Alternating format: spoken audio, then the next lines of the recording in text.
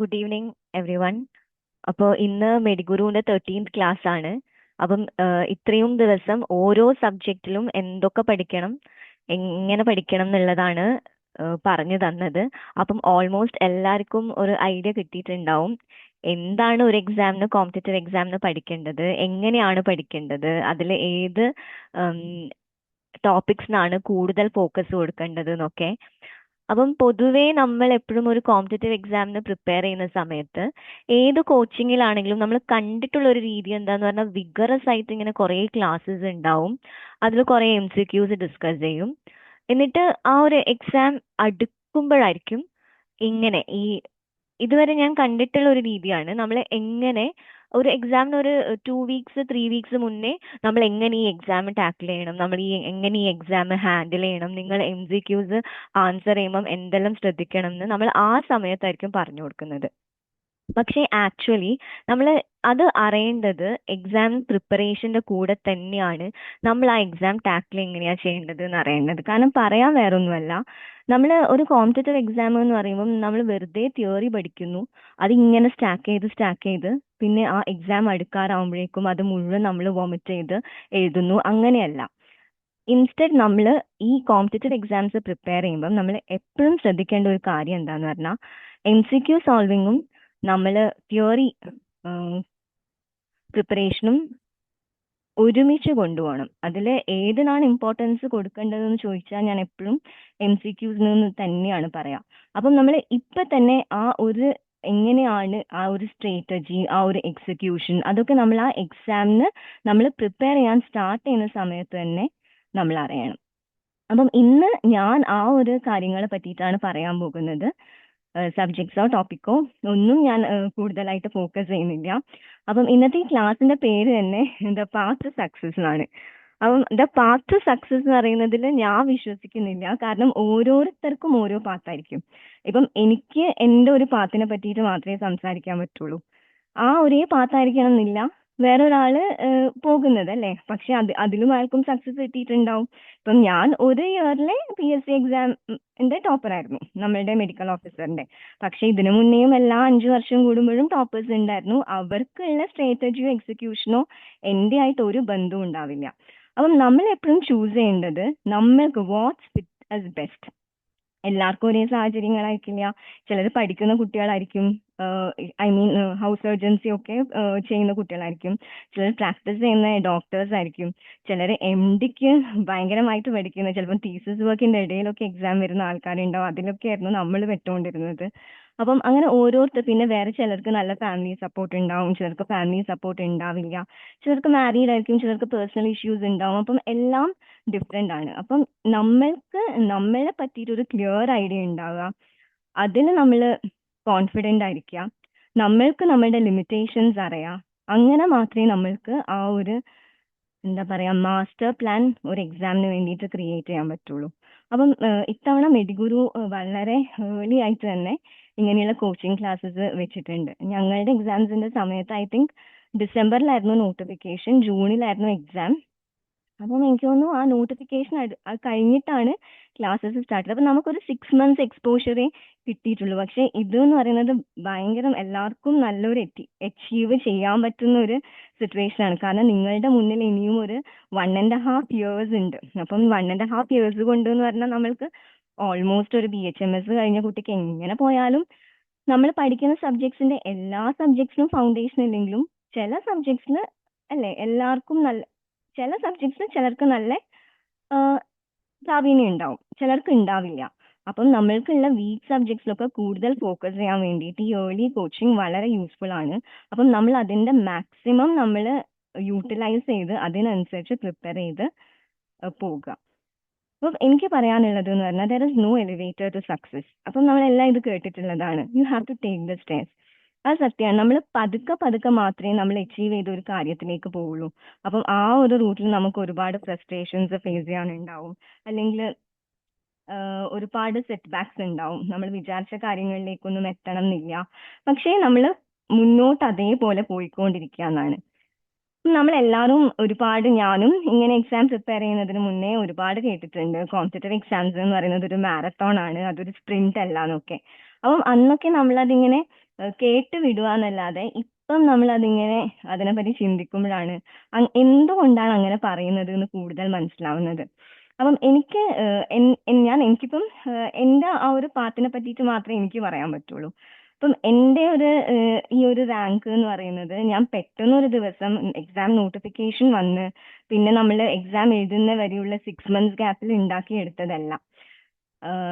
അതെന്ന് പറഞ്ഞാൽ ഒരു സീരീസ് ഓഫ് കോമ്പറ്റേറ്റീവ് എക്സാംസ് ഞാൻ എഴുതി. ചിലതിൽ ജയിച്ചു, ചിലതിൽ തോറ്റു, അങ്ങനെ അങ്ങനെ നമ്മള് ആ ഒരു എങ്ങനെ ചിലതിൽ ജയിക്കും, ചിലതിൽ തോക്കും, അങ്ങനെ ഒരു സീരീസ് ഓഫ് എക്സാംസ് എഴുതിയിട്ട് അതിൻ്റെ അകത്തുനിന്ന് വന്നിട്ടുള്ള തെറ്റുകൾ പഠിച്ച് തിരുത്തി അങ്ങനെയൊക്കെയാണ് ഇതിൽ കയറിയിട്ടുള്ളത്. പിന്നെ ഇതെന്ന് പറഞ്ഞാൽ നമുക്ക് ഒരു നമ്മൾ പറയില്ലേ സ്ട്രാറ്റജിയും ഉണ്ട് ടാക്ടിക്സും ഉണ്ട്. ടാക്ടിക്സ് എന്ന് പറയുമ്പോൾ കുറച്ചും കൂടെ ഒരു ഷോർട്ട് ടേം ബേസ്ഡ് ആയിട്ടാണ് നമ്മൾ ഈ ഒരു കാര്യം ഇങ്ങനെ ചെയ്യണം എന്നുണ്ടെങ്കിൽ അതിന്റെ ഏറ്റവും കുറുക്ക് വഴി പിടിക്കുക. സ്ട്രാറ്റജി എന്ന് പറയുന്നത് അങ്ങനെയല്ല, നമ്മളൊരു മാസ്റ്റർ പ്ലാൻ ഉണ്ടാക്കി എങ്ങനെ ചെയ്യണം, ഏത് ചെയ്യണം, അങ്ങനെയൊക്കെ ചിന്തിക്കുന്നതാണ്. അപ്പൊ ഈ മാരത്തോണിൽ എന്ന് പറഞ്ഞാൽ നമുക്കൊരു ലോങ് അറിയാലോ, ലോങ് റൺ ആണത്. അവിടെ നമ്മൾക്ക് ഒരു ഷോർട്ട് ടൈം എനർജി അല്ല വേണ്ടത്, നമ്മൾക്കതൊരു എൻഡ്യൂറൻസ് ഉണ്ട്. എൻഡ്യൂറൻസ് എന്ന് പറയുമ്പോൾ നമ്മൾക്ക്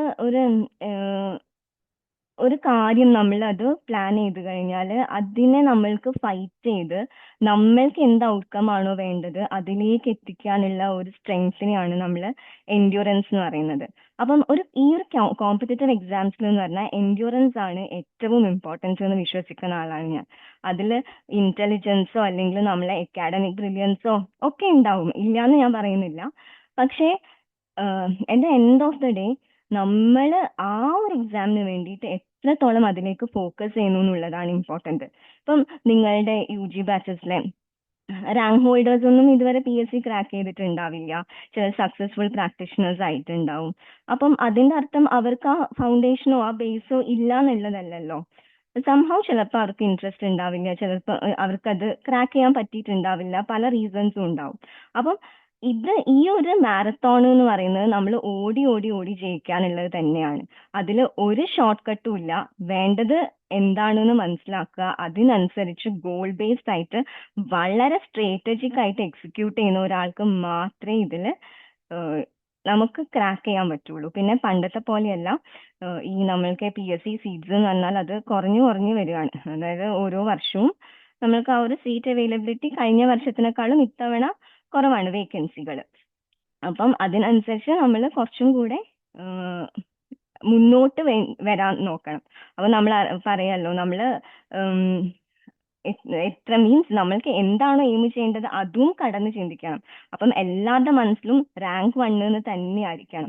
അല്ലാതെ എനിക്ക് എങ്ങനെയെങ്കിലും ഒന്ന് 100-നുള്ളിൽ കയറി കൂടിയാൽ മതി, അല്ലെങ്കിൽ 50-ക്കുള്ളിൽ കയറിയാൽ മതി, അങ്ങനെയല്ല. നമ്മൾ റാങ്ക് 1 അല്ലെങ്കിൽ ഒരു ടോപ്പ് 10-ൽ എത്തണം എന്ന് വിചാരിച്ചു കഴിഞ്ഞു കഴിഞ്ഞാൽ നമുക്ക് ഷുവർ ആയിട്ടും ഈ എക്സാം ക്രാക്ക് ചെയ്യാൻ പറ്റും. ഇതെന്ന് പറഞ്ഞാൽ ഒരു എൻഡ്യൂറൻസ് ഗെയിം തന്നെയാണ്. അതിൽ എല്ലാവരും ഈ 1.5 വർഷം എല്ലാവരും ഓടി തുടങ്ങും, പക്ഷെ ഈ 1.5 വർഷം കംപ്ലീറ്റ് ചെയ്യുന്ന ആൾക്കാർ വളരെ വളരെ കുറവായിരിക്കും എന്ന് 100% ഉറപ്പാണ്. ചിലർ ഫ്രസ്ട്രേഷൻ കാരണം വിടും, ചിലർ ബോറടിച്ച് എനിക്ക് ഇത് ചേരില്ല എന്നുള്ളതുണ്ടാവും. പക്ഷെ നമുക്ക് ഈ ബോറടിയുള്ള കാര്യം ഏറ്റവും കൂടുതൽ റിപ്പീറ്റ് ചെയ്ത് നമ്മളത് ചെയ്ത് ആ ഒരു സ്കില്ല് എക്വയർ ചെയ്യാന്നുള്ളതിലാണ് നമ്മളുടെ സക്സസ് ഇരിക്കുന്നത്. അപ്പം ഇതിൽ നമ്മൾ ഒരു എക്സ്ട്രാ ഓർഡിനറി ഡേ, നമ്മളുടെ എക്സാം ഡേ മാത്രമല്ല, അപ്പം ആ എക്സാം ഡേയിൽ നമ്മൾ എക്സ്ട്രാ ഓർഡിനറി ആയിട്ട് നമ്മൾ അത് പ്രിപ്പയർ ചെയ്യണമെന്നുണ്ടെങ്കിൽ അതിലൊരു എത്രയോ മാസങ്ങൾക്ക് പിന്നെയുള്ള ഹാർഡ് വർക്ക് ഉണ്ടാവും. ചിലരത് 1 ഇയർ കൊണ്ട് പ്രിപ്പയർ ചെയ്തിട്ടുണ്ടാവും, ചിലർ 6 months കൊണ്ട് പ്രിപ്പയർ ചെയ്തിട്ടുണ്ടാവും, ചിലർ അവരുടെ UG എക്സാമിനേഷൻ കഴിഞ്ഞപ്പോൾ തൊട്ടേ പ്രിപ്പയർ ചെയ്തിട്ടുണ്ടാവും. അങ്ങനെയുള്ള ആൾക്കാർക്ക് കുറച്ചും കൂടെ ഈസി ആയിരിക്കും. അപ്പം നമ്മൾക്ക് നമ്മളുടേതായ ഒരു മാസ്റ്റർ പ്ലാൻ വർക്ക്ഔട്ട് ചെയ്യാന്നുള്ളതാണ് ഇതിൽ ഏറ്റവും ഇമ്പോർട്ടൻറ്റ്. അപ്പം ഒരു റാങ്ക് 1 മൈൻഡ് സെറ്റ് എന്ന് പറഞ്ഞാൽ അതിൽ ശരിക്കും നമ്മുടെ ഇന്റലിജൻസിനേക്കാളും ഏറ്റവും കൂടുതൽ വേണ്ടത് ഡിസിപ്ലിൻ, സ്ട്രാറ്റജി ആൻഡ് കമ്പോഷർ. ഈ കമ്പോഷർ എന്ന് പറയുന്നത് കൂടുതലും നമുക്ക് ആ എക്സാം അടുക്കുന്ന സമയത്ത് അല്ലെങ്കിൽ എക്സാം ഹാളിൽ അവിടെയാണ് ഇത് ഏറ്റവും ആവശ്യം വരുന്നത്. പക്ഷേ സ്ട്രാറ്റജി, നമ്മൾ ആ ഒരു എക്സിക്യൂട്ട് ചെയ്യുന്ന സ്ട്രാറ്റജിയാണ് നമ്മളെ എത്രമാത്രം പഠിക്കണം എന്നുള്ളത് വിടൂ, എന്ത് പഠിക്കണം, ഏത് പഠിക്കണം എന്നുള്ളതാണ് ഇമ്പോർട്ടന്റ്. കാരണം നമുക്കറിയാം മെഡിക്കൽ സബ്ജക്ട്സ് എന്ന് പറഞ്ഞാൽ കുറേ വാസ്റ്റ് ആണ്. എത്ര വേണമെങ്കിലും നമുക്ക് എങ്ങനെ വേണമെങ്കിലും പഠിക്കാം. പക്ഷെ നമ്മൾക്ക് ടൈം ബൗണ്ടായി നമുക്ക് കിട്ടിയ ആ ഒരു ടൈം നമ്മൾ എത്രത്തോളം നമുക്ക് വേണ്ടത് കവർ ചെയ്യുന്നു എന്നുള്ളതിലാണ് ഇമ്പോർട്ടൻസ് വരുന്നത്. അതായത് ഇപ്പം ഒരു 100% സബ്ജക്ട്സ് നമ്മൾ ക്ലിയർ ചെയ്യണ്ട, നമ്മൾക്കൊരു ഓൾമോസ്റ്റ് ഒരു 65%, കോർ ടോപ്പിക്സ് നമുക്ക് കവർ ചെയ്യാൻ പറ്റിയാൽ തന്നെ നമ്മൾക്ക് ആ എക്സാം 100% ആയിട്ട് ക്രാക്ക് ചെയ്യാൻ പറ്റും. അപ്പം നമ്മൾ കൂടുതലായിട്ടും നമ്മുടെ ഡിസിപ്ലിൻ, അതായത് നമുക്ക് ഒരിക്കലും ആർക്കും ചെയ്യാൻ ഇഷ്ടമില്ലാത്ത കാര്യമാണ് ഹാർഡ് വർക്ക് ചെയ്യുക, ഒരേ കാര്യം തന്നെ റിപ്പീറ്റഡ് ആയിട്ട് ചെയ്യുക, ഒരേ കാര്യം വർക്ക് ക്വസ്റ്റ്യൻസ് വർക്ക്ഔട്ട് ചെയ്യാം. അപ്പം ആ ഒരു ഡിസിപ്ലിൻ എന്നുള്ളത് നമ്മൾക്ക് ഈ എക്സാം പ്രിപ്പറേഷന്റെ ത്രൂ ഔട്ട് വളരെ ഇമ്പോർട്ടന്റ് ആണ്. പിന്നെ ഡിറ്റർമിനേഷൻ, അതിന് വേണ്ടിയിട്ടുള്ള ആറ്റിറ്റ്യൂഡ്, പിന്നെ ഇമോഷണൽ ഗ്രിറ്റ്, അത് വളരെ ഇമ്പോർട്ടന്റ് ആണ്. കാരണം ഇന്നത്തെ കാലത്ത് നമുക്കറിയാം, ടെലിഗ്രാം കണ്ടു കഴിഞ്ഞാൽ ഒരുപാട് PDF ക്വസ്റ്റ്യൻസ്, ഒരുപാട് PDFs, ഷോർട്ട് കട്ട്സ് എല്ലാം ഉണ്ടാവും.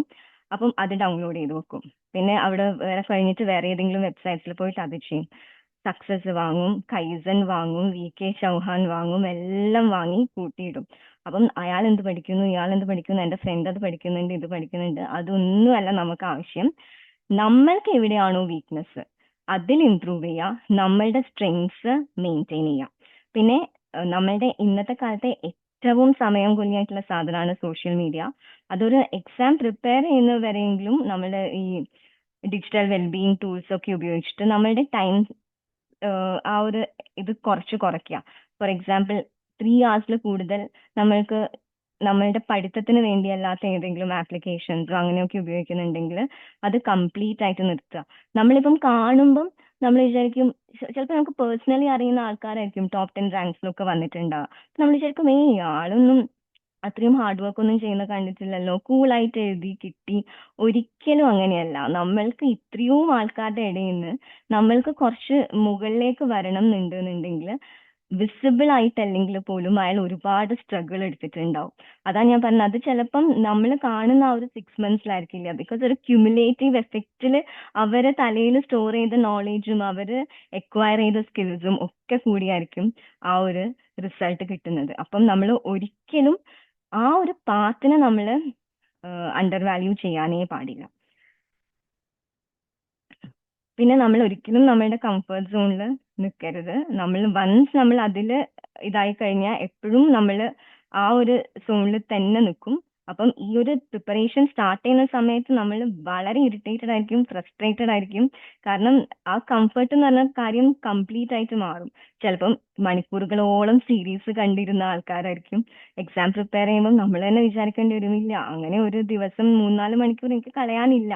പക്ഷേ നമ്മളുടെ ആ ഒരു ഹാബിച്വൽ ആയിട്ട് നമ്മൾ ചെയ്തുകൊണ്ട് വരുന്ന കാര്യങ്ങളിൽ ബ്രേക്ക് വരുമ്പോൾ തന്നെ നമ്മൾ വളരെ ഇറിറ്റേറ്റഡ് ആയിരിക്കും. പിന്നെ എനിക്ക് ഇപ്പം ഞാനത് ഇട്ടത് എന്തുകൊണ്ടാന്ന് വെച്ചാൽ നമ്മളുടെ ടെസ്റ്റിന്റെ മാർക്കും ഇന്റർവ്യൂവിന്റെ മാർക്കും കാണിക്കാൻ വേണ്ടിയിട്ടാണ്. അപ്പം എന്റെ മാർക്ക് ടെസ്റ്റിന് 66.33 ആയിരുന്നു, ഇന്റർവ്യൂക്കാണെങ്കിൽ 13 ആയിരുന്നു. അപ്പം ഞാൻ ആകെ 70 ക്വസ്റ്റ്യൻസ് ആണ് ആൻസർ ചെയ്തിട്ടുണ്ടായിരുന്നത്. അതിൽ 3 ക്വസ്റ്റ്യൻസ് നെഗറ്റീവ് ആയിരുന്നു. അപ്പം ഞാൻ എക്സാം കഴിഞ്ഞ് ഇറങ്ങിയ ഉടനെ നമ്മളെല്ലാവരും നമ്മൾ ഫ്രണ്ട്സിന്റെ കൂടെ ഡിസ്കസ് ചെയ്യല്ലോ, എത്ര അറ്റംപ്റ്റ് ചെയ്തു, എങ്ങനെ അറ്റംപ്റ്റ് ചെയ്തു. അപ്പൊ എല്ലാവരും 80 എബവ് ആയിരുന്നു, 83, ചിലര് 98, ഞാൻ 70. അപ്പം എല്ലാവരും വളരെ ഡൗട്ട്ഫുൾ ആയിട്ടാണ് എന്നെ നോക്കിയത്. പക്ഷെ ഞാൻ 70 അറ്റംപ്റ്റ് ചെയ്തിട്ടുള്ളൂ, അതിൽ 3 നെഗറ്റീവ് മാർക്സേ എനിക്ക് കിട്ടിയിട്ടുള്ളൂ. അപ്പം അതിനെ പറ്റിയിട്ട് ഞാൻ ആ എക്സാം ഡേയിലെ ആ ഒരു എക്സാം ആൻസർ ചെയ്യുന്ന സമയത്ത് അതിനെ പറ്റിയിട്ട് ഞാൻ വിശദമായിട്ട് പറയാം. അത് വളരെ ഇമ്പോർട്ടന്റ് ആണ്. അതുകൊണ്ടാണ് ഞാൻ പറയുന്നത്, ഒരിക്കലും ആ ഒരു പ്യുവർ പാനിക്കിൽ നമ്മൾ പോയി പെടരുത്. നമ്മളുടെ സ്ട്രെങ്തും നമ്മളുടെ ലിമിറ്റേഷനും എപ്പോഴും നമ്മൾക്ക് മാത്രമേ അറിയുള്ളൂ. അതൊരിക്കലും എത്ര ക്ലോസ് ഫ്രണ്ട്സ് ആണെങ്കിലും വേറൊരാൾക്ക് പറയാൻ പറ്റില്ല. സോ അവരെന്ത് ചെയ്യുന്നു, അവരെത്ര എഴുതുമായിരിക്കും, അല്ലെങ്കിൽ ചിലർ ഡിസ്കസ് ചെയ്തിട്ടും 75 എങ്കിലും അറ്റംപ്റ്റ് ചെയ്യണം.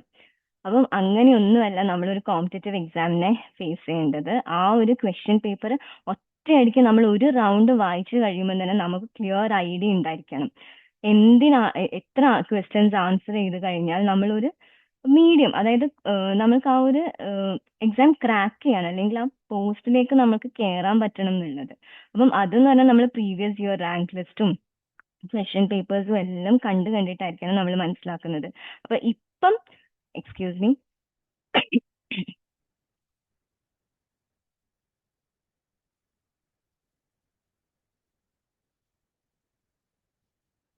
ഇപ്പം നിങ്ങൾ വിചാരിക്കുന്നുണ്ടാവും എന്തിന് ഈ സമയത്ത് ഇതൊക്കെ പറയുന്നു.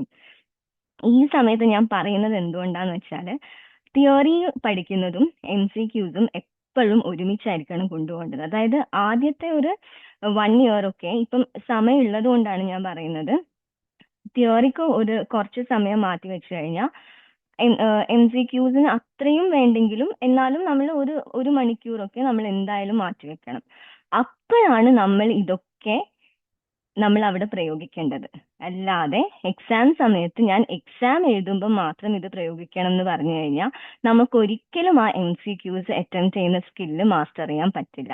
അത് ഈ MCQസും ഡെയിലി നമ്മൾ വർക്ക്ഔട്ട് ചെയ്യുമ്പോൾ തന്നെ ഈ ടാക്ടിക്സ് ഉപയോഗിച്ച് കഴിഞ്ഞാലും മാത്രമേ നമ്മൾക്ക് എക്സാം ഹാളിലും അത് പ്രയോഗിക്കാൻ പറ്റൂ. അല്ലെങ്കിൽ ഇപ്പം പഠിക്കാം എന്നിട്ട് എക്സാമിന് ഒരാഴ്ച മുന്നെയോ 2 ആഴ്ച മുന്നെയോ എക്സാംസ് എഴുതി നോക്കാന്ന് പറഞ്ഞാൽ പറ്റില്ല. അവിടെ നമ്മൾ ഡിസിഷൻ മേക്കിങ്ങും നമ്മളെ സ്കെപ്റ്റിസിസും ഒക്കെ വളരെ ഇമ്പോർട്ടൻ്റ് ആയിട്ട് നമ്മൾക്ക് വേണ്ട ക്വാളിറ്റീസ് ആണ്. അപ്പോൾ സ്ട്രാറ്റജിക് എക്സിക്യൂഷനിൽ പറയുന്നത് നമ്മൾ എങ്ങനെ പഠിക്കണം എന്നുള്ളതിനേക്കാളും ഇപ്പൊ എല്ലാവരും ഇങ്ങനെ ചോദിക്കും. ഇപ്പം എന്നോട് വിളിച്ചു ചോദിക്കുന്ന ആൾക്കാരൊക്കെ ഉണ്ട്, ബാച്ച്മേറ്റ്സും സീനിയേഴ്സും, എന്ത് പഠിക്കണം, എങ്ങനെ പഠിക്കണം, ഏത് ടെക്സ്റ്റ് ബുക്കിൽ നിന്ന് പഠിക്കണം. അതൊന്നുമല്ല നമ്മൾ ആദ്യം മനസ്സിലാക്കേണ്ടത്. നമ്മൾ മനസ്സിലാക്കേണ്ടത് എന്താണ് ശരിക്കും മീൻസ് എവിടെയാണ് ഹൈ ഈൽഡ് അല്ലെങ്കിൽ ആ കോർ ടോപ്പിക്സ് ഏതാന്നുള്ളതാണ് നമ്മൾ മനസ്സിലാക്കേണ്ടത്. അത് മനസ്സിലാക്കണം എന്നുണ്ടെന്നുണ്ടെങ്കിൽ നമുക്ക് എത്ര വേറൊരാൾ പറഞ്ഞു കഴിയുന്നതിനേക്കാളും നമ്മൾക്ക് ഇമ്പോർട്ടൻ്റ് ആയിട്ട് പ്രീവിയസ് ഇയർ ക്വസ്റ്റ്യൻ പേപ്പേഴ്സ്, അതായത് ഇപ്പം അത് കിട്ടാനൊന്നും ബുദ്ധിമുട്ടില്ല, ടെലിഗ്രാമിൽ കിട്ടും. വേറെയും ഒരുപാട് വെബ്സൈറ്റ്സ് ഉണ്ട്. ഈ അലോപ്പത്തീൻ്റെ ഒക്കെ ആണെങ്കിൽ മെഡിസിൻ, OBG, അതിലൊക്കെ നമ്മൾക്ക് അവിടെ നിന്ന് തന്നെ നമ്മളത് ക്ലിക്ക് ചെയ്ത് കഴിയുമ്പോൾ നമുക്ക് എക്സ്പ്ലനേഷൻ വിത്ത് ആൻസേഴ്സ് കിട്ടും. അപ്പം അങ്ങനെയുള്ള അറ്റംപ്റ്റ് ചെയ്തിട്ട് നമ്മൾക്ക് തന്നെ മനസ്സിലാവും ഇത്രയും ഏരിയാസിനാണ് ഇത്രയും വർഷങ്ങളായിട്ട് തന്നെ ചോദിച്ചുകൊണ്ടിരിക്കുന്നത്. അത് ആ ഒരു ടോപ്പിക്സ് 80% കവർ ചെയ്താൽ തന്നെ നിങ്ങൾക്ക് ഏറ്റവും ടോപ്പ് റാങ്കിലെത്താം. അല്ലാതെ ഒരു പ്രാക്ടീസ് ഓഫ് മെഡിസിന്റെ ഡേവിഡ്സൺ തുറന്നു വെച്ച് ആ വരി തുടക്കം തൊട്ട് ഒടുക്കം വരെയല്ല ഒരു MCQ പഠിക്കേണ്ടത്. ബിക്കോസ് നമ്മളൊരു ടോപ്പിക് റീഡ് ചെയ്യുന്നതും ഒരു MCQ സോൾവ് ചെയ്യുന്നതും രണ്ടും രണ്ട് സ്കിൽസ് ആണ്. ഫോർ എക്സാമ്പിൾ നമ്മളൊരു ടോപ്പിക് വായിക്കുക എന്ന് പറഞ്ഞാൽ അതിൽ നമ്മൾ ഇൻപുട്ടാണ് വരുന്നത്. പക്ഷേ അതിൽ നമ്മൾ അതിൻ്റെ MCQ വർക്ക്ഔട്ട് ചെയ്യുമ്പം നമ്മൾ അതിൻ്റെ അകത്തുനിന്ന് ആ ഒരു ഫാക്ച്വൽ ആ ഒരു ഇൻഫർമേഷൻ നമ്മൾ എടുത്തിട്ട് അത് നമ്മൾ പല കാര്യങ്ങളുമായിട്ട് വേ ചെയ്തിട്ട് ഇതിലേതാണ് ബെസ്റ്റ് എന്നാണ് നമ്മൾ നോക്കുന്നത്. അപ്പം അവിടെ ആ ഒരു ടോപ്പിക്ക് നമുക്ക് എത്രമാത്രം അറിഞ്ഞിട്ടും കാര്യമില്ല, അതിൻ്റെ അകത്ത് നമ്മൾ കുറേയൊക്കെ എലിമിനേറ്റ് ചെയ്യാൻ പഠിക്കണം.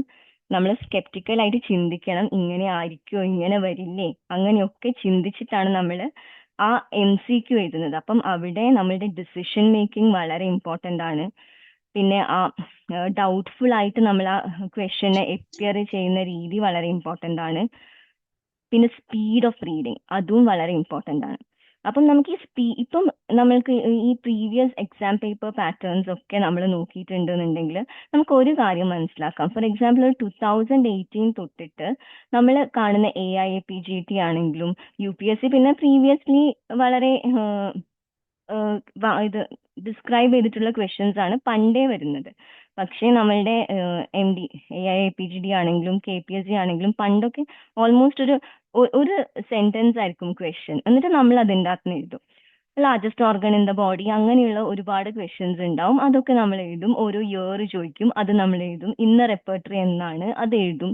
പക്ഷെ ഇപ്പോഴത്തെ ഒരു 5 to 8 years ആയിട്ടുള്ള എല്ലാ എക്സാംസും ഡിസ്ക്രിപ്റ്റീവ് ക്വസ്റ്റ്യൻസ് ആണ്. ആ ക്വസ്റ്റ്യൻ വായിക്കാൻ ഒരു സമയം വേണം. അതിന്റെ ചോയ്സസ് തന്നെ ഓരോ ചോയ്സും 2 വരി ഉണ്ടാവും, അത് വായിക്കാനുള്ള സമയം വേണം. എന്നിട്ട് അതിൻ്റെ അകത്തുനിന്ന് ഈ നെവർ, ഓൾവേസ്, എക്സെപ്റ്റ് അതൊക്കെ നമ്മൾ സോർട്ട് ഔട്ട് ചെയ്ത് നമ്മൾക്കൊരു ആൻസർ എത്തണം എന്നുണ്ടെങ്കിൽ നമ്മൾ ഈ പറയുന്ന 2 hours എക്സാമിന് ഈ ഒരു ക്വസ്റ്റ്യൻ തന്നെ നമ്മൾ ഓൾമോസ്റ്റ് ഒരു 3 minutes സ്പെൻഡ് ചെയ്യേണ്ടി വരും. പക്ഷെ എപ്പോഴും ഒരു ക്വസ്റ്റ്യൻ പേപ്പർ നമ്മൾക്ക് കിട്ടുമ്പം അതിൽ ഇങ്ങനെയുള്ള ഡിസ്ക്രിപ്റ്റീവ് ക്വസ്റ്റ്യൻസ് ഉണ്ടെങ്കിൽ വളരെ ഈസി ആയിട്ട് ഒരു 30 seconds, ഒരു 15 seconds കൊണ്ട് ആൻസർ ചെയ്യാൻ പറ്റുന്ന ക്വസ്റ്റ്യൻസും ഉണ്ടാവും. അപ്പം ആ ഒരു എക്സാമിനേഷൻ പാറ്റേൺ നമ്മൾ കറക്റ്റ് ആയിട്ട് മനസ്സിലാക്കി ഈ സ്പീഡ് ഓഫ് റീഡിങ് അത് ഇപ്പോഴത്തെ എക്സാംസിന് വളരെ ഇമ്പോർട്ടൻ്റ് ആണ്. ആ സ്പീഡ് വരണം എന്നുണ്ടെങ്കിൽ നമ്മൾ ഡെയിലി വായിക്കണം. നമ്മൾ ഡെയിലി വായിച്ച് അത് അറ്റൻഡ് ചെയ്യുമ്പോൾ മാത്രമേ നമുക്ക് ആ സ്പീഡ് കിട്ടുള്ളൂ. നമുക്ക് ആ സ്പീഡ് ഇല്ലാന്നുണ്ടെന്നുണ്ടെങ്കിൽ നമുക്ക് ഒരിക്കലും ടൈം ബൗണ്ട് ആയിട്ട് അത്രയും 100 ക്വസ്റ്റ്യൻസും ആൻസർ ചെയ്ത് അത് വീണ്ടും ഒരു 3 ടൈംസ് ആ ക്വസ്റ്റ്യൻ പേപ്പർ ഒന്നുകൂടെ റിവൈസ് ചെയ്ത് ആൻസർ ചെയ്യാൻ നമുക്ക് ഒരിക്കലും പറ്റില്ല. അപ്പം ആ ഒരു എക്സാമിനേഷൻ പാറ്റേൺ നന്നായിട്ട് മനസ്സിലാക്കി ആ ഇപ്പോഴത്തെ എക്സാംസിനൊക്കെ ആ ഒരു കൺസെപ്റ്റ് നമുക്ക് ഉണ്ടായിരിക്കണം എന്നുള്ളത് ഇമ്പോർട്ടൻ്റ് ആണ്. പണ്ടൊക്കെയാണ് നമ്മളൊരു ഗൈഡ് എടുക്കുന്നു, previous year question papers by heart ആയിട്ട് പഠിക്കുന്നു, അത് ഓർത്ത് വെക്കുന്നു, എഴുതുന്നു. അങ്ങനെയല്ല, ഇപ്പം നമുക്ക് ആ ഒരു കൺസെപ്റ്റ് ഓറിയന്റഡ് അല്ലാതെ നമ്മൾക്ക് ഇപ്പോഴത്തെ എക്സാംസ് ഇല്ല. അപ്പം നമ്മൾ ഫസ്റ്റ് ടെക്സ്റ്റ് ബുക്സ് നന്നായിട്ട് പഠിക്കുക. അതായത് ഫൗണ്ടേഷൻ ഇല്ലാന്നുണ്ടെങ്കിൽ ടെക്സ്റ്റ് ബുക്സ് നന്നായിട്ട് പഠിച്ചു കഴിഞ്ഞിട്ട് ഓരോ സബ്ജക്റ്റിനും ഈ എക്സാംസിലൊക്കെ ഏതാണോ ഒരു സബ്ജക്റ്റിന് വെയിറ്റേജ് വരുന്നത് നോക്കിയിട്ട് വേണം നമ്മൾ അറ്റൻഡ് ചെയ്യാൻ. അപ്പം ഈ ഒരു കുറച്ച് വർഷങ്ങളായിട്ട് മാറിയും മറിഞ്ഞും തിരിഞ്ഞും ഒക്കെ വരുന്നുണ്ട്. ചില എക്സാംസിനൊക്കെ അനാറ്റമിന്ന് 8 ക്വസ്റ്റ്യൻസ് ഒക്കെ വന്നിട്ടുണ്ട്, ചില എക്സാംസിന് 2 ക്വസ്റ്റ്യൻസ് വന്നിട്ടുണ്ട്. പക്ഷേ എങ്ങനെ വന്നാലും ആ ഒരു റേഷ്യോയിൽ ഒരു വ്യത്യാസവും വരാത്ത 3 സബ്ജക്ട്സേ ഉള്ളൂ. അത് practice of medicine, SPM, material medica. Material medica ആകെ വളരെ കുറച്ച് ക്വസ്റ്റ്യൻസ് ചോദിച്ചത് 2018 PSC എക്സാംസിനായിരുന്നു. അന്ന് മെറ്റീരിയൽ മെഡിക്ക കുറച്ചേ ചോദിച്ചിട്ടുണ്ടായിരുന്നുള്ളൂ, അത് തന്നെ കീനോട്ട് ക്വസ്റ്റ്യൻസ് ആയിരുന്നില്ല. പക്ഷേ PM എന്ന് പറഞ്ഞാൽ ഇപ്പം ഓൾമോസ്റ്റ് എല്ലാ എക്സാംസിലും PM ഇമ്പോർട്ടൻ്റ് ആണ്. പിന്നെ PM കവർ ചെയ്യുമ്പോൾ നമ്മൾക്ക് അസോസിയേറ്റഡ് ആയിട്ട് ഫിസിയോളജി, പാത്തോളജി അതെല്ലാം അതിന്റെ കൂടെ തന്നെ കവർ ചെയ്യുന്നത് കൊണ്ട് നമ്മൾ PM നന്നായിട്ട് പഠിക്കുമ്പോൾ തന്നെ ബാക്കി ഇത്രയും സബ്ജക്ട്സ് നമ്മൾ കവർ ചെയ്ത് കഴിഞ്ഞു. അപ്പൊ പിന്നെ ബാക്കിയുള്ള സബ്ജക്ട്സ് കവർ ചെയ്താൽ മതി. അതുപോലെ SPM ഇപ്പം എല്ലാ എക്സാംസിലും പണ്ട് ആരും തിരിഞ്ഞു നോക്കാത്ത ഒരു സബ്ജക്റ്റ് ആയിരുന്നു. പക്ഷെ ഇപ്പം SPM പഠിക്കുന്നില്ല എന്നുണ്ടെങ്കിൽ നമുക്ക് എക്സാംസ് ക്രാക്ക് ചെയ്യാൻ വളരെ വളരെ ബുദ്ധിമുട്ടായിരിക്കും. ഫോർ എക്സാമ്പിൾ നമ്മളെ ഹെൽത്ത് ഇൻഡിക്കേറ്റേഴ്സ്, പിന്നെ ഹെൽത്ത് സ്കീംസ്, അതൊക്കെ നമ്മൾ എന്തായാലും പഠിച്ചിരിക്കണം. അപ്പം ഇൻഡിക്കേറ്റേഴ്സിലൊക്കെ എല്ലാവർക്കും എപ്പോഴും കൺഫ്യൂഷൻ വരുന്നുണ്ട്. അപ്പം നമ്മൾ അതൊക്കെ ഒരു ഹൈ yield റിവിഷൻ ടോപ്പിക് ആയിട്ട് മാറ്റി വീണ്ടും വീണ്ടും വീണ്ടും റിവൈസ് ചെയ്തിട്ട് തന്നെ പോകണം. പിന്നെ എപ്പോഴും നമ്മൾ ക്ലിനിക്കലും നോൺ ക്ലിനിക്കൽ സബ്ജക്ട്സും പെയർ ചെയ്തിട്ട് പഠിക്കുക. അത് വളരെ ഇമ്പോർട്ടൻ്റ് ആണ്. ഫോർ എക്സാമ്പിൾ ഞാനിപ്പം പറഞ്ഞതുപോലെ PMും മെറ്റീരിയൽ മെഡിക്കയും നമുക്ക് ഒരുമിച്ച് പഠിക്കാം. അപ്പൊ നമുക്ക് ബോർ അടിക്കില്ല. ഇപ്പൊ PM തന്നെ കണ്ടിന്യൂസ് ആയിട്ട് പഠിക്കുക എന്ന് പറഞ്ഞാൽ നടക്കുന്ന കാര്യമല്ല. PM പഠിക്കുക, അതിന്റെ കൂടെ അസോസിയേറ്റഡ് ആയിട്ട് മെറ്റീരിയൽ മെഡിക്ക പഠിക്കുക.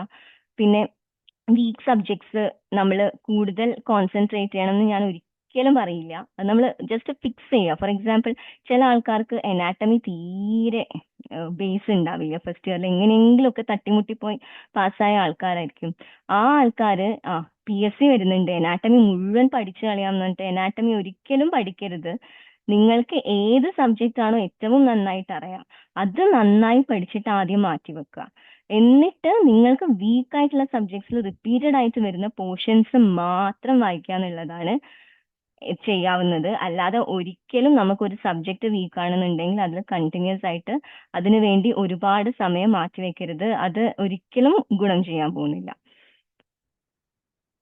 പിന്നെ ലോ yield ഏരിയാസിൽ നമ്മൾ എപ്പോഴും ടൈം സ്പെൻഡ് ചെയ്യണം. പിന്നെ ചിലർ വളരെ ഒബ്സസീവ് ആയിട്ട് പഠിക്കും. അതായത് ഇന്ന ദിവസം ഇത്രയും പോർഷൻസ് അല്ലെങ്കിൽ ഈ ഒരു ലെസൺ മുഴുവൻ പഠിച്ചു കഴിഞ്ഞിട്ടേ ഞാൻ അടുത്തത് നോക്കൂ. അങ്ങനെയൊന്നും ചിന്തിക്കരുത്. അങ്ങനെ ഒരു തിയറി ബേസ്ഡ് ആയിട്ട് ഒരു പേജ് ബൈ പേജ് കവർ ചെയ്യാനല്ല നമ്മൾ ഈ എക്സാം എഴുതുന്നത്.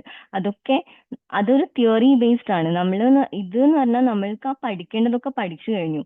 ഇനി അതിൻ്റെ അകത്തുനിന്ന് നമ്മൾ ഓരോന്നും എക്സ്ട്രാക്ട് ചെയ്ത് എങ്ങനെ ആൻസർ ചെയ്യാം എന്നുള്ളതാണ് നോക്കുന്നത്. പിന്നെ ഇപ്പോഴത്തെ എക്സാമിനേഷൻ പാറ്റേൺസ് വളരെ ഡിസ്ക്രിപ്റ്റീവ് ആയതുകൊണ്ട് തന്നെ സ്പീഡ് ഓഫ് റീഡിങ് വളരെ ഇമ്പോർട്ടൻ്റ് ആണ്. അതുകൊണ്ട് ഡെയിലി നമ്മൾ എങ്ങനെയാണെങ്കിലും റീഡ് ചെയ്യണം. ഒരുപാട് MCQs, ഫോർ എക്സാമ്പിൾ ഈ ടെലിഗ്രാമിലൊക്കെ നമ്മൾക്ക് ഈ ബോട്ട് ഉള്ള ടെസ്റ്റ് ഉണ്ടാവും, 120 ക്വസ്റ്റ്യൻസ് അങ്ങനെയൊക്കെ ഉള്ളത് എന്ന് പറഞ്ഞാൽ ഞാനൊക്കെ പണ്ടല്ല 3 വർഷം മുന്നേ ഇത് ചെയ്യുമ്പം എന്നെയൊക്കെ കുറെ പേര് കളിയാക്കിയിട്ടുണ്ട് എന്റെ ഫ്രണ്ട്സ്. നീ ഇതെന്ത് ചെയ്തുകൊണ്ടിരിക്കുന്നത്, എല്ലാ 1 വീക്ക് കൂടുമ്പോഴും ഈ ക്വസ്റ്റ്യൻസ് തന്നെയാണ് റിപ്പീറ്റ് ചെയ്യുന്നത്, ഇതന്നെ ചെയ്തിട്ട് എന്തെങ്കിലും കാര്യമുണ്ടോ എന്നൊക്കെ എന്നോട് ചോദിച്ചിട്ടുണ്ട്. അപ്പം എനിക്കിത് ക്ലിക്ക് ചെയ്യുമ്പോൾ ഈ പോപ്പേഴ്സ് ഒക്കെ വരുമ്പം നല്ല രസമാണ്. പക്ഷെ എനിക്ക് ഇതിനകത്ത് മനസ്സിലായ ഒരു കാര്യം എന്താണെന്ന് വെച്ചാൽ അതിലൊരു 30 സെക്കൻഡ്സ് ടൈം ലിമിറ്റ് ഉണ്ട്. അപ്പൊ ആ 30 സെക്കൻഡ്സ് കൊണ്ട് നമ്മളത് മുഴുവൻ വായിക്കുക എന്നുള്ളത് അത് ആരെന്തൊക്കെയല്ല എന്ന് പറഞ്ഞാലും അത് വളരെ ഇമ്പോർട്ടന്റ് ആണ്. അപ്പം ആ ഒരു ടൈം സെറ്റ് ചെയ്തിട്ടുള്ള അങ്ങനെയുള്ള ക്വസ്റ്റ്യൻസ് എന്നെ നന്നായിട്ട് ഹെൽപ്പ് ചെയ്തിട്ടുണ്ട്. അപ്പം നിങ്ങൾക്കും ആ ഒരു 30 സെക്കൻഡ്സിനുള്ളിൽ ടിക്ക് ചെയ്യാന്നുള്ളത് അതിലേക്ക് കൂടുതൽ ഫോക്കസ് ചെയ്തിട്ട് ടെലിഗ്രാം ബേസ്ഡ് എക്സാംസ് ഒക്കെ നന്നായിട്ട് ചെയ്യുന്നത് നല്ലതായിരിക്കും. പിന്നെ ഇപ്പം നമ്മൾ എങ്ങനെ പഠിച്ചു, ഏത് സബ്ജക്റ്റിലേക്ക് കൂടുതൽ ഫോക്കസ് ചെയ്യണം, അങ്ങനെയൊക്കെ പറഞ്ഞു കഴിഞ്ഞു. ഇനി ഇപ്പൊ നമ്മൾ ഏതാണ് റിസോഴ്സസ് സെലക്ട് ചെയ്യേണ്ടത്, ഗൈഡ് ഏത് യൂസ് ചെയ്യണം, കോച്ചിങ് ക്ലാസ് ഏത് ചേരണം, പിന്നെ ടെക്സ്റ്റ് ബുക്ക് ഏതൊക്കെ നമ്മൾ ടെക്സ്റ്റ് ബുക്ക് ആയിട്ട് പഠിക്കണം. അപ്പം നമ്മൾ മനസ്സിലാക്കേണ്ട കാര്യം എന്താന്ന് പറഞ്ഞാൽ എപ്പോൾ ടെക്സ്റ്റ് ബുക്ക് യൂസ് ചെയ്യണം, എപ്പം ഗൈഡ് യൂസ് ചെയ്യണം എന്നുള്ളത് നമുക്ക് നല്ല ക്ലാരിറ്റി വേണം. ഫോർ എക്സാമ്പിൾ ഇപ്പം 1.5 years നമ്മളുടെ മുന്നിലുണ്ട് പഠിക്കാൻ.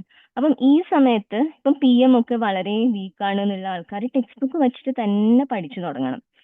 എന്നിട്ട് നമുക്ക് MCQസിലേക്ക് പോവാം. ഇനിയിപ്പോ ഫൗണ്ടേഷൻ ഒക്കെ വളരെ സെറ്റ് ആണ്, നന്നായിട്ടുള്ള നോളജ് ഉണ്ട് സബ്ജക്ട്സിനെ പറ്റിയിട്ടുണ്ടെങ്കിൽ നമുക്ക് ടെക്സ്റ്റ് ബുക്ക് മാറ്റി വെക്കാം. നമുക്ക് കൂടുതലായിട്ടും MCQs അറ്റംപ്റ്റ് ചെയ്തിട്ട് ആ MCQസിൽ ഏതാണോ ക്വസ്റ്റ്യൻസ് വരുന്നത് ആ ടോപ്പിക്സ് മാത്രം കൂടുതലായിട്ട് ടെക്സ്റ്റ് ബുക്സിന് പഠിക്കാം. അപ്പം എപ്പം നമ്മൾ ടെക്സ്റ്റ് ബുക്ക് യൂസ് ചെയ്യണോ, എപ്പം നമ്മൾ ഈ ഗൈഡ്സ് യൂസ് ചെയ്യണം എന്നുള്ളത് 100% നമ്മൾ മനസ്സിലാക്കണം. അപ്പം ഞാനൊക്കെ സത്യം പറഞ്ഞാൽ പഠിച്ചുകൊണ്ടിരുന്നത് MCQs ഞാൻ വർക്ക്ഔട്ട് ചെയ്തതിന് കണക്കില്ല, കയ്യില്ല.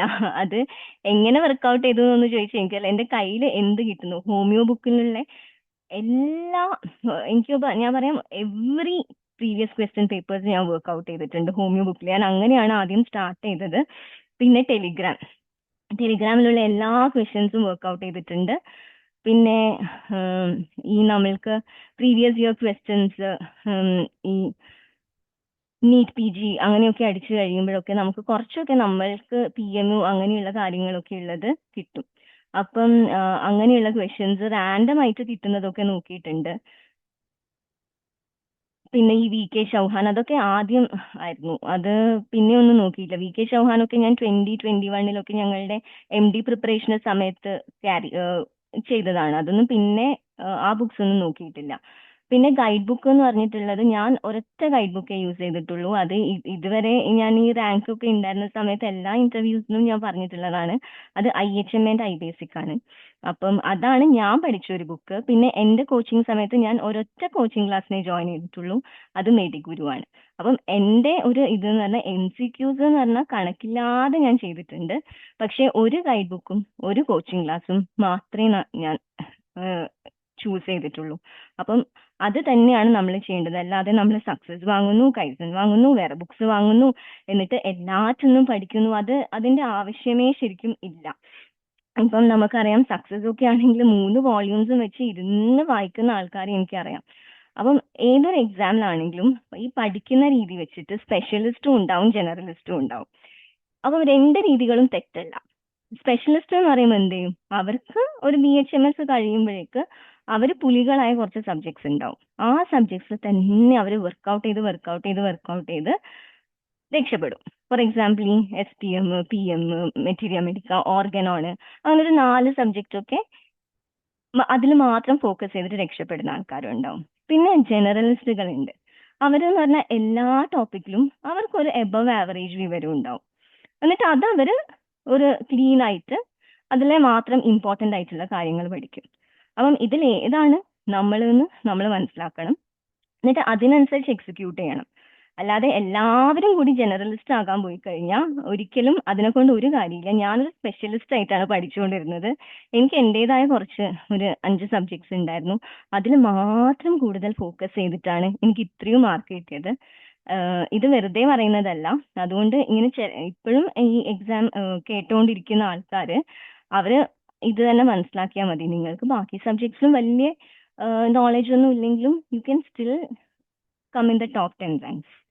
പിന്നെ ആ ഒരു ഗൈഡ് ബുക്ക്, ഏത് ഗൈഡ് ബുക്കാണോ നമ്മൾ ചൂസ് ചെയ്യുന്നത് അത് നമ്മൾ മൾട്ടിപ്പിൾ ടൈംസ് റിവിഷൻ ചെയ്യുക. അതായത് നമ്മൾക്ക് കണ്ണടച്ചാൽ പോലും അതിൽ എവിടെയാണ് എന്താണ് എന്നുള്ളത് നമ്മൾക്ക് അറിയാൻ പറ്റണം.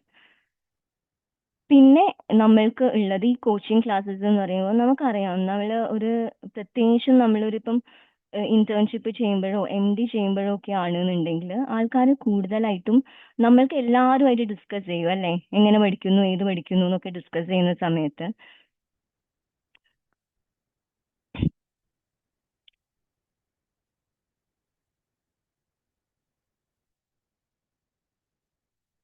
നമ്മളെപ്പോഴും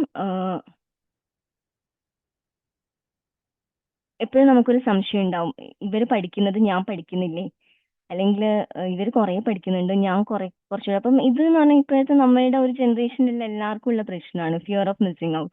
പക്ഷെ ഞാൻ പറയുന്നത് നമ്മൾ മോമോയില് ഫോക്കസ് ചെയ്യാതെ ജോമോയിലാണ് ഫോക്കസ് ചെയ്യേണ്ടത്. അതായത് should be joy of missing out. അതായത് നമ്മൾക്ക് എന്താണോ മിസ് ഔട്ട് ചെയ്യുന്നത് നമ്മൾക്ക് അറിഞ്ഞിരിക്കണം, നമുക്ക് അതിനെപ്പറ്റി നല്ല ക്ലാരിറ്റി ഉണ്ടായിരിക്കണം. നമ്മൾ ലീവ് ചെയ്യുന്ന ഒട്ടും തൊടാതെ കുറെ പോർഷൻസിന് എക്സാമിന് പോയി എഴുതുന്ന ആൾക്കാരും ഉണ്ട്. അവരൊക്കെ ഈ എക്സാം ക്രാക്ക് ചെയ്യുന്നുണ്ട്. അപ്പം നമ്മൾക്ക് നമ്മളുടേതായ ഒരു ക്ലാരിറ്റി ഉണ്ടാവുക എന്നുള്ളത് ഇമ്പോർട്ടന്റ് ആണ്. അപ്പൊ അവർ ഇത്രയും ഗൈഡ് പഠിക്കുന്നു, ഞാൻ ഇത്രയും ഗൈഡ് പഠിക്കുന്നു, ഞാൻ ഇത്രേ പഠിക്കുന്നുള്ളൂ, അപ്പം ഇനിയും പഠിക്കണം. അതുപോലെ ടെലിഗ്രാംസിലെ PDF പല ഈ USMLE ഒക്കെ ഗ്രൂപ്പ്സിൽ കയറിയിട്ട് MBBSകാരുടെ PM നോട്ട്സ് ഡൗൺലോഡ് ചെയ്ത് വെച്ച് പഠിക്കുന്ന ആൾക്കാരെയൊക്കെ എനിക്കറിയാം. അപ്പം അതൊക്കെ നമ്മൾക്കുള്ള ഒരു ആങ്സൈറ്റി ഡ്രിവൺ ആയിട്ടാണ് നമ്മളത് ചെയ്യുന്നത്. അയ്യോ അത് പഠിക്കുന്നില്ല ഇത് പഠിക്കുന്നുണ്ട്, ഇംപ്ലിമേറ്ററി ആയിട്ട് ചെയ്യുന്ന ആ ഒരു പോയിന്റ് പോയി അങ്ങനെയൊന്നുമല്ല. നമ്മൾ എന്താണോ പഠിക്കുന്നത് അതിൽ നമ്മൾ 100% അത് തറവായിട്ട് ഒരുപാട് തവണ റിവൈസ് ചെയ്യുക. ഫോർ എക്സാമ്പിൾ മെറ്റീരിയ മെഡിക്കോ ഒക്കെ നമ്മൾ ആ ഇറ്റാലിക്സ് ബോറിക് ഇറ്റാലിക്സ് ഒക്കെ കുറേ പ്രാവശ്യം റിവൈസ് ചെയ്യുമ്പോൾ തന്നെ നമുക്ക് ഒരു സ്പാർക്ക് പോലെ അത് വായിക്കുമ്പം തന്നെ നമ്മളെ മുന്നിലേക്ക് വരും. പിന്നെ അതുപോലെ തന്നെ കോച്ചിങ് ക്ലാസ്സസ് അറ്റൻഡ് ചെയ്യുമ്പം എല്ലാ ക്ലാസ്സസും ഇപ്പം ചിലപ്പം നമ്മൾക്ക് ഒരു സബ്ജക്റ്റ് നന്നായി അറിയണമെന്നുണ്ടെങ്കിൽ ആ കോച്ചിങ് ക്ലാസ്സിലെ ആ ക്ലാസ് നമുക്ക് മിസ് ഔട്ട് ചെയ്തിട്ട് നമുക്ക് വീക്ക് ആയിട്ടുള്ള ക്ലാസ്സസ് മാത്രം അറ്റൻഡ് ചെയ്യാം. പിന്നെ മെഡിഗുരുവിൽ ഞാൻ നമ്മൾ എക്സാം അറ്റംപ്റ്റ് ചെയ്യുന്ന സമയത്ത് ഡെയിലി MCQs ഉണ്ടായിരുന്നു. എനിക്ക് തോന്നുന്നു 8 o'clock 8:30 എങ്ങാനായിരുന്നു. അപ്പം ആ MCQs ഒക്കെ ഡെയിലി നമ്മൾ എല്ലാ ദിവസവും ഓൾമോസ്റ്റ് ഞങ്ങളുടെ MD ചെയ്യുന്ന കൂടിയുള്ള ആൾക്കാരൊക്കെ അത് ചെയ്യായിരുന്നു. അപ്പം തന്നെ നമ്മൾക്ക് നമ്മളുടെ റാങ്ക് എവിടെയാന്നൊക്കെ കാണാൻ പറ്റും. അപ്പം നമ്മൾക്ക് എവിടെയാണോ തെറ്റ് പറ്റിയത് അത് നമ്മൾ കറക്റ്റ് ചെയ്യാം. അപ്പം പിന്നെ വേറൊരു കാര്യമുണ്ട്, നമ്മൾ ഒരിക്കലും നമ്മളുടെ ഈ മോക്ക് ടെസ്റ്റിനുള്ള റാങ്ക് ഒരിക്കലും നമ്മുടെ ഫ്രണ്ട്സിനെ, അതായത് ആ കുട്ടി നന്നായി പഠിക്കുന്ന കുട്ടിയാണ് അപ്പൊ ആ കുട്ടിക്ക് ഇത്ര റാങ്ക് കിട്ടി അപ്പൊ ഞാൻ ഇത്രയായുള്ളൂ, അങ്ങനെയൊന്നും ഒരിക്കലും ചിന്തിക്കരുത്. നമ്മൾ എപ്പോഴും നമ്മളെ റാങ്ക് ഇംപ്രൂവ് ചെയ്യാനായിരിക്കണം ശ്രമിക്കേണ്ടത്.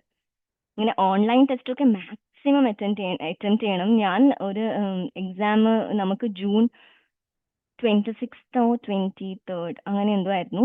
അപ്പം ആ സമയത്ത് ഐ തിങ്ക് 23rd ആയിരുന്നു നമുക്ക് ജൂൺ. അപ്പൊ ഞാൻ ജൂൺ 1st തൊട്ടിട്ട് എല്ലാ ഓൺലൈൻ ടെസ്റ്റും, അതായത് കണ്ണിൽ കണ്ടേ നമുക്ക് ആ സമയത്ത് എല്ലാ എക്സാംസും ഉണ്ടാവും. IHK IHMA മെഡിഗുരു അങ്ങനെയുള്ള എല്ലാ ഹോമിയോപീഡിയ അങ്ങനെയുള്ള എല്ലാ ഓൺലൈൻ മോക്ക് ടെസ്റ്റും അറ്റൻഡ് ചെയ്തിട്ടുണ്ട്. അപ്പം അതിലൊന്നും നമ്മൾ ഒരു പേടിയോ അല്ലെങ്കിൽ അയ്യോ എനിക്ക് കുറഞ്ഞു പോയി കഴിഞ്ഞാൽ ഞാൻ ടെൻഷൻ ആവും അതുകൊണ്ട് അറ്റംപ്റ്റ് ചെയ്യുന്നില്ല അങ്ങനെ ചിന്തിക്കരുത്. അന്ന് നമുക്ക് എങ്ങനെ നമ്മളുടെ റാങ്ക് വരുന്നു അത് തന്നെയായിരിക്കും ഓൾമോസ്റ്റ് നമ്മളുടെ ഫൈനൽ എക്സാം എഴുതുമ്പോഴുള്ള റാങ്കും. കാരണം നമ്മൾക്ക് അതിന്റെ ആ ഒരു സ്ട്രാറ്റജിയും ടാക്ടിക്സും അന്നും ഇന്നും നമ്മൾ പ്രയോഗിക്കുന്നത് ഒരുപോലെയായിരിക്കും.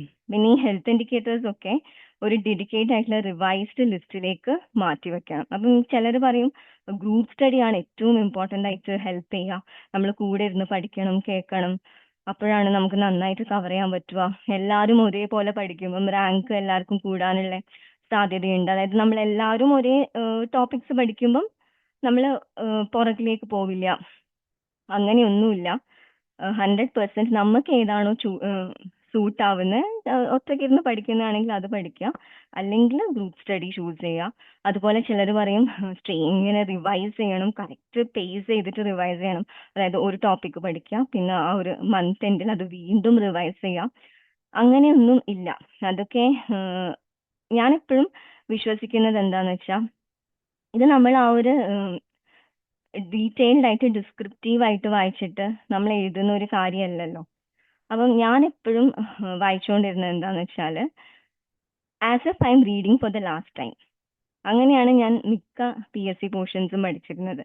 അങ്ങനെ പഠിക്കുമ്പോൾ രണ്ട് കാര്യങ്ങളുണ്ട്. നമുക്ക് ഭയങ്കര ഫോക്കസ് ആയിരിക്കും. ഇനി ഇതിപ്പം ജാനുവരിയിലാണ് പഠിക്കുന്നുണ്ടെങ്കിൽ എക്സാം ജൂണിലാണ്. ഇനി ഞാനിത് കാണില്ല. അപ്പം ആ സമയത്തേക്ക് നമ്മൾ ഇന്റൻസ് ആയിട്ട് അത് ഫോക്കസ് ചെയ്യും. ഇനി ഇത് മറക്കില്ല, ഇനി എനിക്ക് ഇത് കാണാൻ വേറൊരു അവസരം ഉണ്ടാവില്ല. അതുകൊണ്ട് അത്രയും തന്നെ നമ്മൾ അതിൽ ഫോക്കസ് ചെയ്യണം എന്ന് വിചാരിച്ച് പഠിക്കണം. ഈ റിവിഷനുള്ള ഒരു കുഴപ്പം എന്താന്ന് വെച്ചാൽ നമ്മൾ വിചാരിക്കും ഇപ്പൊ ഒന്ന് ജനറൽ ആയിട്ടൊന്ന് വായിച്ച് ഒന്നൊരു പുകമറയൊക്കെ ഇട്ട് ഇനിയിപ്പം 2 മാസം കഴിഞ്ഞാൽ വീണ്ടും തുറന്ന് നോക്കേണ്ടതാണല്ലോ, അന്ന് എന്ത് പറ്റും, അന്നും ഇതേ തിരക്കായിരിക്കും, ഇതേ വെപ്രാളായിരിക്കും, അന്നും ഒരു പുകമറയിട്ട്. അപ്പൊ നമുക്ക് ഇതെന്താന്ന് വെച്ചാൽ എഴുതേണ്ട കാര്യമല്ലല്ലോ, നമ്മള് അതിൻ്റെ അകത്തുനിന്ന് ആ ചോയ്സസ് ഇവാലുവേറ്റ് ചെയ്തിട്ട് അതിൻ്റെ അകത്തുനിന്ന് ഒരു ആൻസർ പിക്ക് ചെയ്യുന്ന കാര്യമാണ്. അപ്പം അതിന് നമ്മൾക്ക് ഒരിക്കലും എന്ത്, വൈ, വാട്ട്, ഹൗ അതൊന്നും വേണ്ട. നമ്മൾക്ക് ആ ഒരു ടോട്ടൽ ആയിട്ടുള്ള ഒരു ഇതിന്ന് നമ്മൾ സ്കെപ്റ്റിക്കലായിട്ട് ഇതാണോ ഇതാണോ ഇതാണോ ഇതാണോ എന്ന് മാത്രം നോക്കിയാൽ മതി. അപ്പം അതിന് നമ്മൾ ഈ കണ്ടിന്യൂസ് ആയിട്ട് തിയറി എക്സാം പോലെ റിവൈസ് ചെയ്യേണ്ട ആവശ്യം പലർക്കും വരില്ല. പലരുടെ സ്റ്റഡി സ്റ്റൈലും അതിന്റെ ആവശ്യം ഉണ്ടാവില്ല. പക്ഷെ ഇങ്ങനെ കുറച്ച് ടോപ്പിക്സ് ഉണ്ട്, അതായത് സ്റ്റേജസ് ഓഫ് ലേബർ, അല്ലെങ്കിൽ ഈ പറഞ്ഞ പോലെ ഹെൽത്ത് ഇൻഡിക്കേറ്റേഴ്സ്, അങ്ങനെയുള്ള കാര്യങ്ങളൊക്കെ എന്തായാലും ഒരു നല്ല ഒരു ബുക്കിൽ കുറെ കളർ കോഡിംഗ് ഒക്കെ വെച്ചിട്ട് നമ്മൾ എഴുതി വെക്കണം. അത് എങ്ങനെ പോയാലും എക്സാമിന്റെ 1 വീക്ക് മുന്നേ അങ്ങനെ നമുക്ക് കൺഫ്യൂസിങ് ആയിട്ടുള്ള കാര്യങ്ങൾ 100% നമ്മൾ മറിച്ചു നോക്കണം. വേണമെങ്കിൽ എക്സാമിന് 2 ഡേയ്സ് മുന്നേയും മറിച്ചു നോക്കേണ്ടി വരും. അപ്പൊ ഒറ്റ തവണ വായിച്ച് തലയിലാവുന്ന കാര്യങ്ങൾക്കൊന്നും റിപ്പീറ്റഡ് ആയിട്ട് സമയം ഒരിക്കലും കളയരുത്. കൺഫ്യൂസിങ് ആയിട്ടുള്ള ഈ ന്യൂമറിക്കൽസ്, അങ്ങനെ ഡേറ്റ്, അങ്ങനെയൊക്കെ വരുന്ന കാര്യങ്ങൾക്ക് മാത്രം ഒരുപാട് സമയം കളയാം. എഫോറിസം, നമ്പേഴ്സ്, അതൊക്കെ ചിലർക്ക് ഭയങ്കര കൺഫ്യൂസിങ് ആയിരിക്കും. പിന്നെ മെറ്റീരിയൽ എടുക്കേണ്ട ബുക്സ്, റെപ്പർട്ടറീസ്, അതിന്റെ ഇയർ, അപ്പൊ അങ്ങനെയുള്ള കാര്യങ്ങൾക്ക് മാത്രം അവസാന നിമിഷം വെക്കുക. അതായത് ഫാക്ച്വൽ, ന്യൂമറിക്കൽ, അങ്ങനെയുള്ള കാര്യങ്ങൾക്ക് മാത്രം. കൺസെപ്റ്റ് ഓറിയന്റഡ് ആയിട്ടുള്ള കാര്യങ്ങൾ വീണ്ടും വീണ്ടും റിവൈസ് ചെയ്യേണ്ട ഒരു കാര്യമില്ല. നമ്മൾ ആ കൺസെപ്റ്റ് മനസ്സിലാക്കി പഠിച്ചാൽ മാത്രം മതി. പിന്നെ സ്റ്റഡി ഹാബിറ്റ്സ് എന്ന് പറഞ്ഞാൽ നമ്മളൊരു സിസ്റ്റമാണ് ബിൽഡ് ചെയ്യേണ്ടത്, അല്ലാതെ ഒരു ഹീറോയിക് ആയിട്ടുള്ള ഷെഡ്യൂൾ അല്ല. ചിലരൊക്കെ പറയുന്ന കേട്ടിട്ടുണ്ട്, ഞാൻ 16 hours പഠിച്ചിട്ടുണ്ട്, ഞാൻ 20 hours പഠിച്ചിട്ടുണ്ട്. അതില് പഠിക്കുന്ന ആൾക്കാരുണ്ടാവും, because they have enough time. അതായത് ഇപ്പം ഇന്റേൺഷിപ്പ് ഒക്കെ പഠിച്ച് കഴിഞ്ഞ് എക്സാമിന് മാത്രം ഫോക്കസ് ചെയ്തിട്ട് ഉള്ള കുട്ടികൾക്ക് അത് പറ്റുമായിരിക്കും. പക്ഷെ ഇപ്പം വർക്കിംഗ് ആണ്, അല്ലെങ്കിൽ PG ചെയ്യാണ്, അങ്ങനെയുള്ള ആൾക്കാർക്കൊന്നും അത്രയും ടൈം ഡെഡിക്കേറ്റ് ചെയ്യാൻ പറ്റില്ല. അപ്പൊ അങ്ങനെയുള്ള ആൾക്കാർക്കൊക്കെ മാക്സിമം അവരുടെ കയ്യിൽ കിട്ടുന്നത് ഇപ്പം ഫോർ എക്സാമ്പിൾ ട്രാവലിങ്ങും അതും ഇതും നമ്മളുടെ ഈ PG വർക്ക്സ് ഒക്കെ കഴിഞ്ഞ് നമ്മളുടെ കയ്യിൽ ആകെ കിട്ടുന്നത് ഒരു 4-5 മണിക്കൂറുകളായിരിക്കും. അപ്പം ആ എത്ര സമയമാണോ, ഞാൻ 6 months കണ്ടിന്യൂസ് ആയിട്ട് ഒരു ദിവസം 3.5 hours ആണ് പഠിച്ചിട്ടുണ്ടായിരുന്നത്. എല്ലാ ദിവസവും എനിക്ക് തോന്നുന്നു ഒരു ദിവസം പോലും വിട്ടിട്ടില്ല. എല്ലാ ദിവസവും 3.5 hours നിർബന്ധമായിട്ടും പഠിച്ചിട്ടുണ്ട്. അങ്ങനെ ഒരു സിസ്റ്റമാണ് നമ്മൾ ക്രിയേറ്റ് ചെയ്യേണ്ടത്. അല്ലാതെ ഇങ്ങനെ ഒരുപാട് സമയം ഡെഡിക്കേറ്റ് ചെയ്താലുള്ള പ്രശ്നം എന്താന്ന് വെച്ചാൽ നമ്മൾ പെട്ടെന്ന് ബേൺ ഔട്ട് ആയി പോകും. അപ്പം നമ്മൾക്ക് പെട്ടെന്ന് ഫ്രസ്ട്രേഷൻ വരും, ബോറടി വരും. അപ്പൊ ഈ മാരത്തോണിൽ ഭയങ്കര ശക്തി എടുത്ത് ഓടുന്ന ഒരാള് പകുതി ആവുമ്പോൾ തന്നെ ബേൺ ഔട്ട് ആയി അയാൾ അവിടെ നിർത്തും. പതുക്കെ പതുക്കെ പതുക്കെ ഓടുന്ന ആൾക്കാർക്ക് ആ ഒരു സ്റ്റാമിന വരും, ആ ഒരു റെസിലിയൻസ് വരും. അവർക്ക് കുറച്ചും കൂടി അവരെന്താണോ ചെയ്യുന്നത് അതിനെ പറ്റിയിട്ട് ഒരു ഐഡിയ ഉണ്ടാവും. അപ്പൊ അങ്ങനെയുള്ള ആൾക്കാർ കൂടുതൽ മുന്നോട്ട് അതേ എനർജിയോടെ പോകും. അപ്പം ആ ഒരു എത്ര അവേഴ്സ് നമ്മൾ അതിനു വേണ്ടി മാറ്റിവെക്കുന്നു എന്നുള്ളതൊക്കെ കംപ്ലീറ്റ്ലി പേഴ്സണൽ ആണ്. വേറൊരാൾ ചെയ്യുന്നത് കണ്ടിട്ട് ഒരിക്കലും അതിലൊന്നും പേടിക്കേണ്ട കാര്യമില്ല. ഞാൻ 3.5 hours പഠിച്ചിട്ടുള്ളത് എന്ന് പറയുന്നതിന്റെ മെയിൻ റീസൺ എന്താന്ന് വെച്ചാൽ അങ്ങനെ പഠിച്ചാലും നമുക്ക് ക്രാക്ക് ചെയ്യാൻ പറ്റും. പക്ഷെ പഠിക്കുന്ന സമയം നമ്മൾ കംപ്ലീറ്റ്ലി അതിലേക്ക് മാത്രമായിരിക്കണം. അതുപോലെ ഇപ്പം 5 ദിവസം നന്നായിട്ട് പഠിച്ചിട്ട് 2 ദിവസം ഉഴപ്പുന്ന ആൾക്കാരും ഉണ്ടാവും. പക്ഷെ നെറ്റ് എഫക്റ്റിൽ നമ്മൾ എല്ലാ ദിവസവും പഠിച്ചു കഴിഞ്ഞാൽ ചിലപ്പോൾ ക്യുമുലേറ്റീവ് ആയിട്ട് ആ ഒരു അവസ്ഥയിലേക്ക് തന്നെ നമ്മൾ എത്തും. അപ്പം ഒരിക്കലും അയാൾ എത്ര മണിക്കൂർ പഠിക്കുന്നു, ഞാൻ ഇത്രേ പഠിക്കുന്നുള്ളൂ, അതൊന്നും ആവശ്യമില്ല. നമുക്ക് നമ്മൾ ആ ഒരു ടൈം ടേബിൾ ബിൽഡ് ചെയ്തിട്ട് എങ്ങനെ ചെയ്യാൻ പറ്റുന്നു. അപ്പം ഇതിൽ എനിക്ക് വേറൊരു കാര്യം കൂടെ പറയാനുള്ളത് എന്താന്ന് വെച്ചാൽ, ഇതേ ഫിയർ ഓഫ് മിസ്സിംഗ് ഔട്ട് ഞാൻ പറയുന്നത് കേട്ടിട്ട് നിങ്ങൾക്കും തോന്നരുത്. അതായത് ഇപ്പൊ നിങ്ങൾ നിങ്ങളുടെ സ്റ്റഡി സ്റ്റൈലും ഹാബിറ്റ്സും ഒക്കെ പൊളിച്ചെഴുതി ഇനി ഇങ്ങനെ ട്രൈ ചെയ്യാം, അങ്ങനെയും ചിന്തിക്കരുത്. ഞാനിപ്പം എനിക്ക് എന്റെ ആ ഒരു ഞാൻ ഫോളോ ചെയ്ത കാര്യങ്ങളാണ് പറയുന്നത്. അതുമായിട്ട് റിലേറ്റ് ചെയ്യാൻ പറ്റുന്ന ആൾക്കാരുണ്ടാവും, റിലേറ്റ് ചെയ്യാൻ പറ്റാത്ത ആൾക്കാരുണ്ടാവും. രണ്ടും തെറ്റല്ല. Whatever you feel comfortable you have to follow it. പിന്നെ എന്തൊക്കെ പറഞ്ഞാലും ഇപ്പം ലാസ്റ്റ് 6 months എന്നുള്ളത് നമ്മൾ കംപ്ലീറ്റ്ലി മോക്ക് ടെസ്റ്റിന് ഒരു 2 hours എങ്കിലും ഡെയിലി സ്പെൻഡ് ചെയ്യണം. അത് നിർബന്ധമായിട്ടുള്ള കാര്യമാണ്. എന്നാൽ മാത്രമേ നമ്മൾക്ക് ആ എക്സാം ടൈമിലുള്ള നമ്മളുടെ ആ ഒരു ആങ്സൈറ്റി അല്ലെങ്കിൽ ആ ഒരു എന്താ പറയാ സംശയമില്ല അതായിരിക്കും ഇതായിരിക്കും കുത്തണോ കുത്തണ്ടേ വേണ്ടേ അതൊക്കെ നമുക്ക് ടാക്കിൾ ചെയ്യണം എന്നുണ്ടെങ്കിൽ നമ്മൾ ആ മോക്ക് ടെസ്റ്റ് ടൈം ആ ഒരു ലാസ്റ്റ് 6 months നിർബന്ധമായിട്ടും ചെയ്തിരിക്കണം. അപ്പം ഞാൻ പറയുന്നത് നമുക്ക് എല്ലാ ആൻസേഴ്സും കിട്ടണം എന്നൊന്നുമില്ല, നമുക്ക് അറിയണം എന്നുമില്ല. പക്ഷെ നമുക്ക് ആ ഒരു ക്വസ്റ്റ്യന്റെ ഒരു സ്റ്റൈല് കാണുമ്പോൾ തന്നെ നമുക്ക് മനസ്സിലാവും ഇതായിരിക്കും. ആ ഒരു കുറേ MCQs കണ്ട് പരിചയം വരുമ്പം തന്നെ we gradually know how to answer it. അപ്പം അത് നമ്മൾ എന്തായാലും ചെയ്തേ പറ്റുള്ളൂ. അപ്പം ഇതിന് നമ്മളൊരു 3 stages ആയിട്ട് നമുക്ക് ഈ ഒരു ഇപ്പം 1.5 years നിങ്ങളുടെ മുന്നിലുള്ളത് കൊണ്ട് തന്നെ ഒരു 6 months ലേണിംഗിലേക്ക് ഒട്ടും ബേസ് ഇല്ലാത്ത ആൾക്കാരാണെന്നുണ്ടെങ്കിൽ 6 months ലേണിംഗിലേക്ക് മാറ്റി വെക്കാം. പിന്നെ ഒരു 6 months നമുക്ക് ഈ കൺസോൾട്ടേഷനും നോട്ട്സും ഹൈ ടോപ്പിക്സും ഒക്കെ റിവൈസ് ചെയ്തിട്ട് കൊണ്ടുവരാം. പിന്നെ ഉള്ള 6 months കംപ്ലീറ്റ് ആയിട്ട് ചിലപ്പോൾ വേണമെങ്കിൽ മോക്ക് ടെസ്റ്റ് വെക്കാം. ഏർലി പ്രിപ്പറേഷൻ സ്റ്റാർട്ട് ചെയ്യുമ്പോഴുള്ള ഗുണങ്ങൾ അതാണ്. അപ്പൊ എല്ലാ ദിവസവും ഒരു 4-5 മണിക്കൂർ മാറ്റി വെച്ച് കഴിഞ്ഞാൽ തന്നെ നമുക്ക് അത്രയും കാര്യങ്ങൾ അക്കംപ്ലിഷ് ചെയ്യാൻ പറ്റും. അതായത് ഈ 3 സ്റ്റേജസും നമുക്ക് കംപ്ലീറ്റ് ആയിട്ട് ചെയ്തു കഴിഞ്ഞാൽ തന്നെ പേടിയില്ലാതെ എക്സാമിനെ ഫേസ് ചെയ്യാം. പഠിക്കുന്നത് മാത്രമല്ല ആ സമയത്ത് നമ്മളുടെ പ്രസൻസ് ഓഫ് മൈൻഡ് ആണ് ഏറ്റവും ഇമ്പോർട്ടന്റ്. എത്ര നമ്മൾ പഠിച്ചിട്ട് പോയാലും ആ ഒരു സമയത്ത് നമുക്ക് കോൺഫിഡൻസ് ഇല്ല, അല്ലെങ്കിൽ നമ്മൾ ഡൗട്ട്ഫുൾ ആവുന്നു, അങ്ങനെ അല്ലെങ്കിൽ ഒരിപ്പം കുറെ ക്വസ്റ്റ്യൻസ് നമുക്ക് അറിയാത്തത് കാണുന്നു, അപ്പോഴേക്കും പാനിക് ആവുന്നു. അങ്ങനെയൊന്നും ഉള്ള ആൾക്ക് ഒരിക്കലും ഒരു നല്ല റാങ്ക് സെക്യൂർ ചെയ്യാൻ പറ്റില്ല. അപ്പം പഠിത്തം മാത്രമല്ല കുറേ ഫാക്ടേഴ്സ് വരുന്ന ഒരു കാര്യമുണ്ട്. അപ്പൊ അതുകൊണ്ടാണ് ഞാൻ പറയുന്നത് നാളെ തൊട്ട് തന്നെ നിങ്ങൾ ഒരുപാട് MCQs വർക്ക്ഔട്ട് ചെയ്യുമ്പം ഒക്കെ നിങ്ങൾ ഇത് ആലോചിച്ചിട്ട് വേണം ആ MCQs വർക്ക്ഔട്ട് ചെയ്യാൻ വേണ്ടിയിട്ട്. പിന്നെ ഞാൻ പറഞ്ഞതുപോലെ സ്റ്റഡി hours എന്ന് പറഞ്ഞാൽ നമ്മൾക്ക് നമ്മളുടെ റിയാലിറ്റി അനുസരിച്ചിട്ട് മാത്രമേ നമ്മൾ സ്റ്റഡി hours സെറ്റ് ചെയ്യാൻ പറ്റുള്ളൂ. ഇപ്പൊ മാരീഡ് ആയിട്ടുള്ള ആൾക്കാരുണ്ടാവും, ഇപ്പം ജസ്റ്റ് ഡെലിവറി കഴിഞ്ഞിട്ട് സ്ലീപ്ലെസ് നൈറ്റ്സോട് കൂടി കുഞ്ഞിനെ നോക്കുന്ന ആൾക്കാരുണ്ടാവും. അപ്പം നമ്മൾക്ക് എന്താണോ പറ്റുന്നത് അത് വളരെ കൂളായിട്ട് I am doing the right thing, അല്ലെങ്കിൽ this is enough for me, അങ്ങനെയുള്ളൊരു കണ്ടന്റ്മെന്റിൽ നമ്മൾ പഠിക്കാം. അല്ലാതെ അങ്ങനെ പഠിച്ചാലേ പറ്റൂ, ഇങ്ങനെ പഠിച്ചാലേ പറ്റൂ, ഇത്ര പഠിച്ചാലേ പറ്റൂ, അങ്ങനെയുള്ള ഒബ്സസീവ് ആയിട്ടുള്ള വളരെ ഇൻട്രൂസീവ് ആയിട്ടുള്ള തോട്ട്സ് ഒക്കെ മാറ്റിവെച്ച് നമ്മൾക്ക് എന്താണോ what is best for S, ഒരു കാം മൈൻഡ് എന്ന് പറഞ്ഞാൽ എനിക്ക് തോന്നുന്നില്ല നമുക്കൊരു തിയറി എക്സാം എഴുതുമ്പം കാം മൈൻഡ് വേണോന്ന് എനിക്കറിയില്ല. ബിക്കോസ് നമ്മൾ ഓൾറെഡി അതൊക്കെ മെമ്മറൈസ് ചെയ്തു. നമ്മൾ ഇനി അതൊക്കെ പുറത്തെടുത്ത് നമ്മളുടെ ആ ഒരു വിഷ്വൽ ഇമേജ് ക്രിയേറ്റ് ചെയ്തതെന്നും അതൊക്കെ എടുത്ത് എഴുതാൻ പറ്റും. പക്ഷെ ഒരു MCQ ഓറിയന്റഡ് എക്സാം നമ്മൾ എഴുതുമ്പം ഒരിക്കലും നമ്മൾക്ക് ആ ഒരു കാംനെസ് ഇല്ലാന്നുണ്ടെങ്കിൽ നമ്മൾ തെറ്റിക്കും. 100% ചിലപ്പോൾ നമ്മൾക്ക് അറിയുന്നത് തന്നെ നമ്മൾ തെറ്റിക്കും. പിന്നെ എപ്പോഴും ലീഷർ ആക്ടിവിറ്റീസിലേക്ക് നന്നായിട്ട് സമയം ചെലവഴിക്കുക. ഒരിക്കലും ഇതാണ് എക്സാം ആണ് എന്റെ ഫോക്കസ് എന്ന് പറഞ്ഞിട്ട് എക്സാമിലേക്ക് തന്നെ ഒരുപാട് സമയം കളയാൻ പാടില്ല. എപ്പോഴും നമ്മൾക്ക് ഇഷ്ടമുള്ള ഒരുപാട് കാര്യങ്ങൾക്ക് സമയം മാറ്റിവെക്കുക. ഇതൊരു ഭാരമായിട്ട് നമ്മൾ ഒരിക്കലും കാണരുത്. പിന്നെ എപ്പോഴും ഒരു സെക്കൻഡ് പ്ലാൻ ബി ഉണ്ടായിരിക്കണം. അതിപ്പോ എല്ലാവർക്കും ഉണ്ടാവില്ല, പക്ഷെ അത് ഉണ്ടാവുന്നത് എപ്പോഴും നല്ലതാണ്. അത് എന്തുകൊണ്ടാണെന്ന് വെച്ചാൽ നമുക്കറിയാം ഒരു കോമ്പറ്റേറ്റീവ് എക്സാം നമ്മൾ അറ്റംപ്റ്റ് ചെയ്യുമ്പം നമുക്ക് ഭയങ്കര സ്ട്രെസ് ആയിരിക്കും അല്ലെ. ഇതല്ല കാരണം നമ്മൾ അത്രയും ടൈം അതിന് ഡെഡിക്കേറ്റ് ചെയ്യുന്നുണ്ട്, അത്രയും ഹാർഡ് വർക്ക് ചെയ്യുന്നുണ്ട്.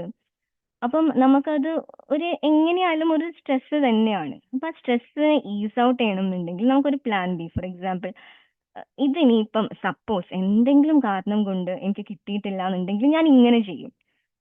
PSC എനിക്ക് കിട്ടിയിട്ടില്ല എന്നുണ്ടെങ്കിൽ ഞാൻ നല്ലൊരു ക്ലിനിക്ക് ഇട്ടിട്ട് പ്രാക്ടീസ് ചെയ്യും. അല്ലെങ്കിൽ എനിക്ക് പാഷനാണ് ടീച്ചിങ്, ഞാൻ ടീച്ചിങ്ങിലേക്ക് പോകും. അതും അല്ലാന്നുണ്ടെങ്കിൽ വേറെ എന്തെങ്കിലും ചെയ്യും.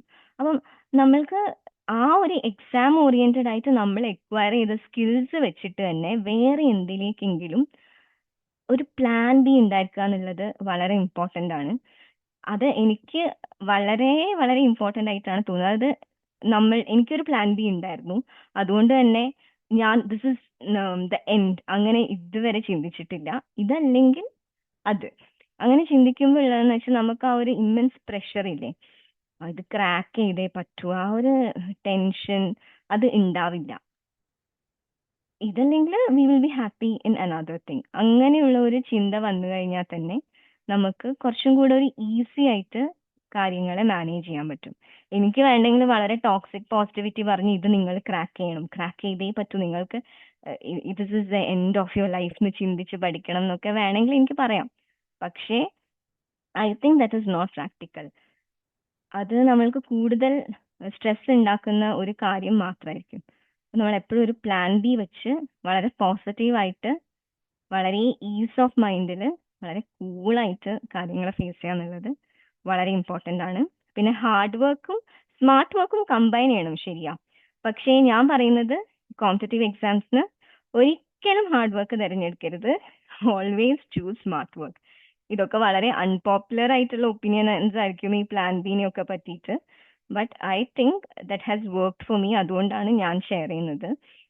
പിന്നെ സ്മാർട്ട് വർക്ക് അത് നമ്മൾ ഹൗ മച്ച് ടു സ്റ്റഡി എന്നല്ല, how to execute what we have study, അതിലാണ് നമ്മൾ കൂടുതലായിട്ട് ഫോക്കസ് ചെയ്യേണ്ടത്. അല്ലാതെ എല്ലാം പഠിക്കാന്നല്ല. 60% കോർ ടോപ്പിക്സിൽ 80% കവർ ചെയ്യുക, ജനറൽ ടോപ്പിക്സിലെല്ലാം ഒരു 60% കവർ ചെയ്താൽ തന്നെ നമുക്ക് നല്ല റാങ്കിലേക്ക് എത്താൻ പറ്റും. പിന്നെ ഉള്ളതാണ് റിവിഷൻ.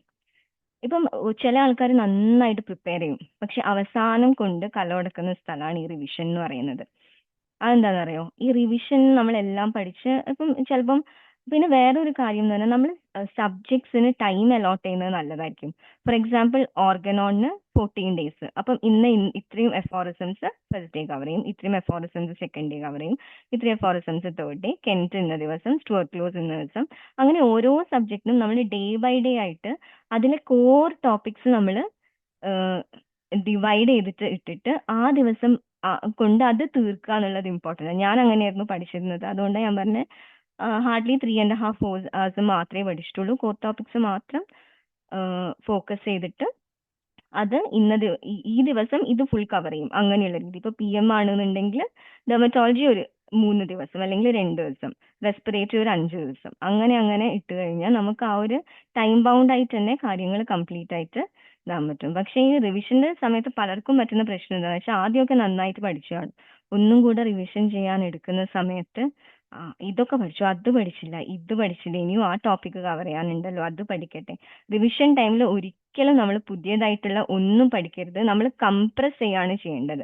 നമ്മൾ എന്ത് പഠിച്ചു അത് കംപ്ലീറ്റ് ആയിട്ട് കംപ്രസ് ചെയ്ത് ഏറ്റവും ചെറുതാക്കി വെക്കാൻ പറ്റുക. ഒരിക്കലും റിവിഷൻ ടൈമിൽ നമ്മൾ നമ്മളുടെ സിലബസ് എക്സ്പാൻഡ് ചെയ്യാനേ പാടില്ല. പിന്നെ ഞാൻ പറഞ്ഞതുപോലെ ചിലർക്ക് റെപ്പറ്റീഷൻ വർക്ക് ചെയ്യും, ചിലർക്ക് റെപ്പറ്റീഷൻ വർക്ക് ചെയ്യില്ല. അപ്പം ഞാനൊക്കെ എന്ന് പറഞ്ഞാൽ I read the portions like it is my last time. അതിപ്പം ഇപ്പം എൻ്റെ മൈൻഡ് വെച്ചിട്ട് എനിക്കുള്ള ഒരു ക്യാരക്ടർ വെച്ചിട്ട് ചിലപ്പം അങ്ങനെ ഒരു വിഗറസോ അഗ്രസീവ് ആയിട്ടുള്ള ഒരു സ്റ്റഡി ആയിരിക്കും എനിക്ക് ചേരുന്നത്. അപ്പൊ അങ്ങനെയുള്ള ആൾക്കാർ 16 ദിവസം കഴിഞ്ഞിട്ട് ഒന്നും കൂടി ഇത് വായിക്കുന്നു, 30 ദിവസം കഴിഞ്ഞിട്ട് ഒന്നും കൂടി ഇത് വായിക്കുന്നു. അങ്ങനെ വേറൊരാൾ ചൂസ് ചെയ്യുന്ന ഈ സ്പേസ് റെപ്പറ്റീഷൻ ചെയ്യേണ്ട ആവശ്യമില്ല.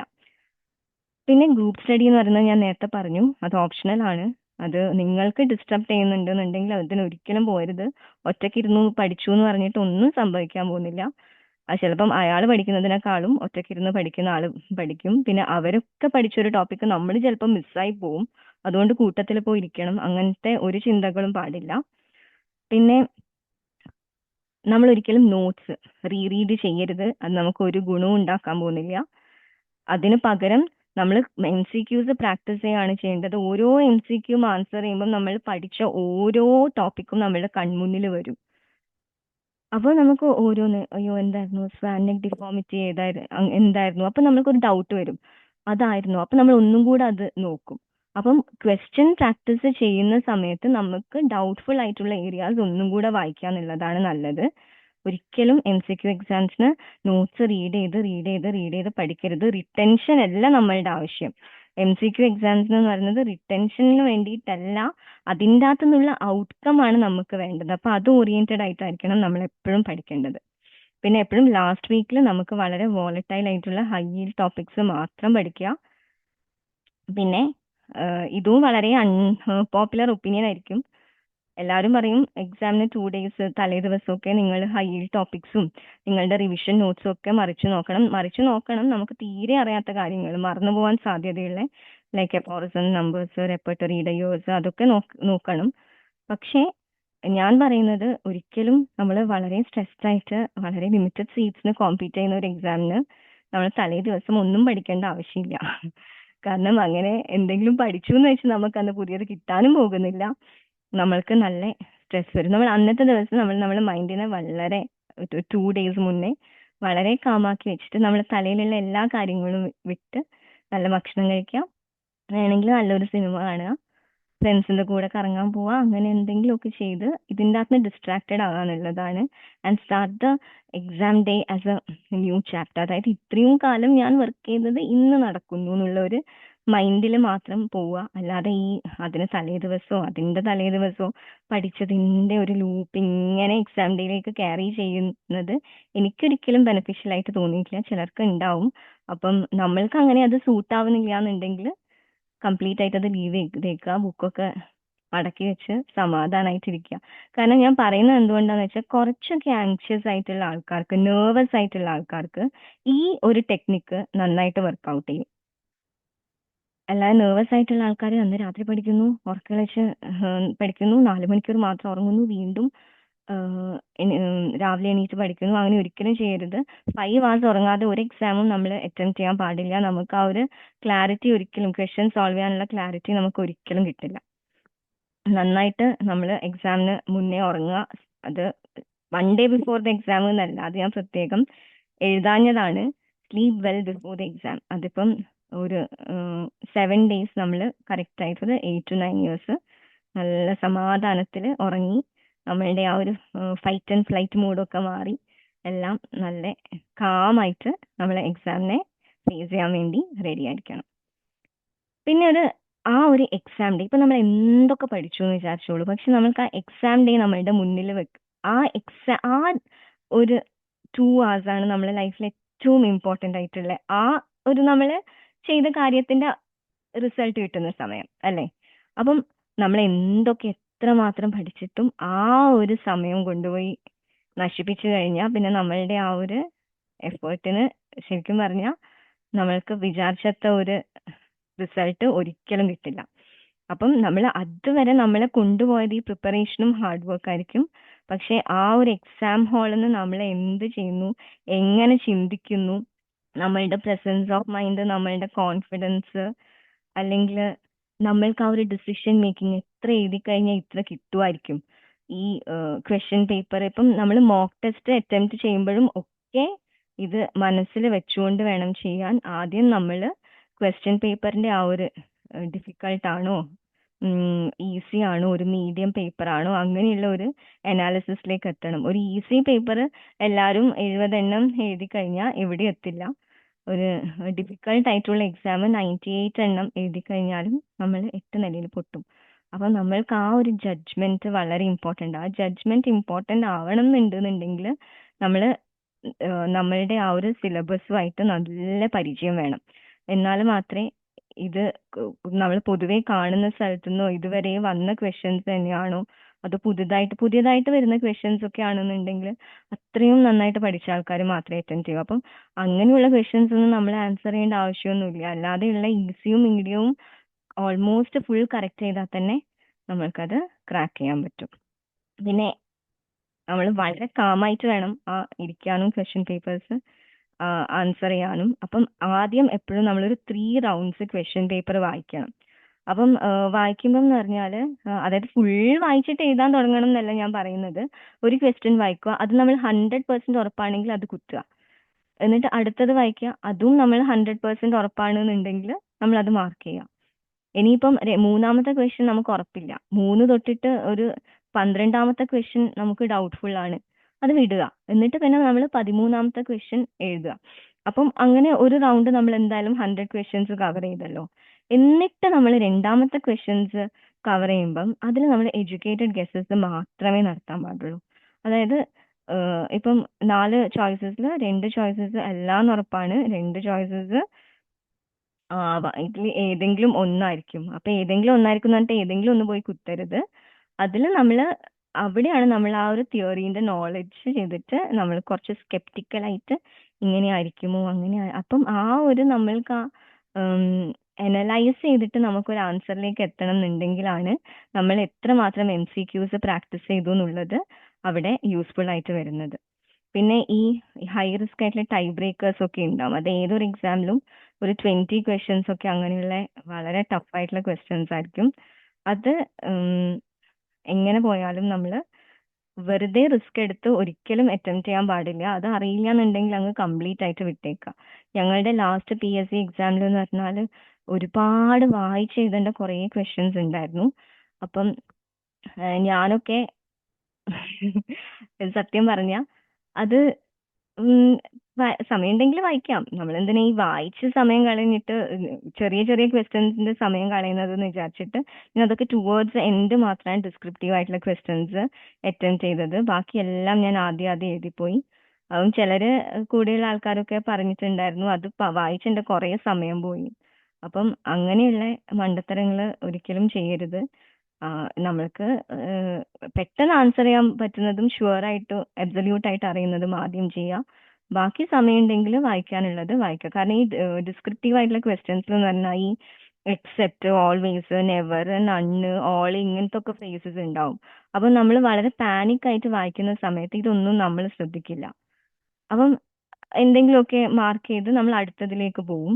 ഇത് ലാസ്റ്റ് വെക്കുമ്പോൾ ഉള്ള ഗുണം എന്താന്ന് വെച്ചാൽ നമുക്ക് ഏകദേശം ഒരു ഐഡിയ കിട്ടിയിട്ടുണ്ടാവും. ഞാനിപ്പോ ഒരു 56 ക്വസ്റ്റ്യൻസ് ആണ് അറ്റംപ്റ്റ് ചെയ്തത്. ഇനിയിപ്പം ഒരു 14 എണ്ണവും കൂടെ ആണെന്നുണ്ടെങ്കിൽ ഓക്കെ.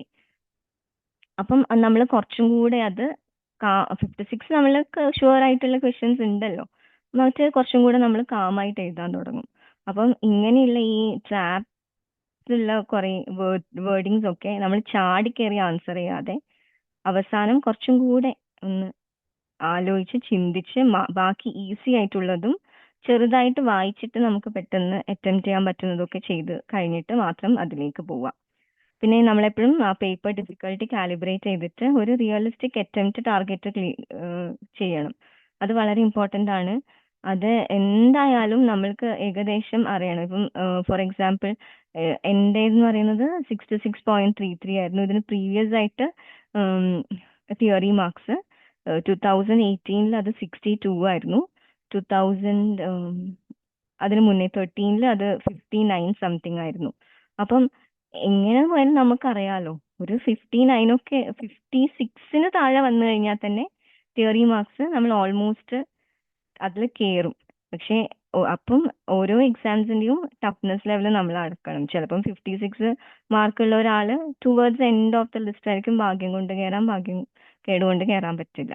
അപ്പം നമ്മൾ ആ ഒരു എക്സാമിന്റെ ആ ഒരു ടഫ്നെസ് നമ്മൾ ഇവാലുവേറ്റ് ചെയ്തിട്ട് മാത്രമാണ് നമ്മൾ എത്ര അറ്റംപ്റ്റ് ചെയ്യണം എന്ന് ചിന്തിക്കേണ്ടത്. അല്ലാതെ വളരെ ടഫായ എക്സാമിന് 99 ആൻസർ ചെയ്തിട്ട് അതിൽ 25 എണ്ണം നെഗറ്റീവ് വരുന്നതിന്റെ അത്രയും എന്താ പറയാ ട്രാജഡി വേറെ ഒരിക്കലും ഉണ്ടാവില്ല. ചിലപ്പോൾ നമ്മൾ വളരെ പ്രാക്ടിക്കൽ ആയിട്ട് ആലോചിച്ച് കുറച്ച് ചിലപ്പം അറ്റംപ്റ്റ് ചെയ്തിട്ടുണ്ടെങ്കിൽ നമ്മൾക്ക് അതിനേക്കാളും മാർക്ക് കിട്ടും.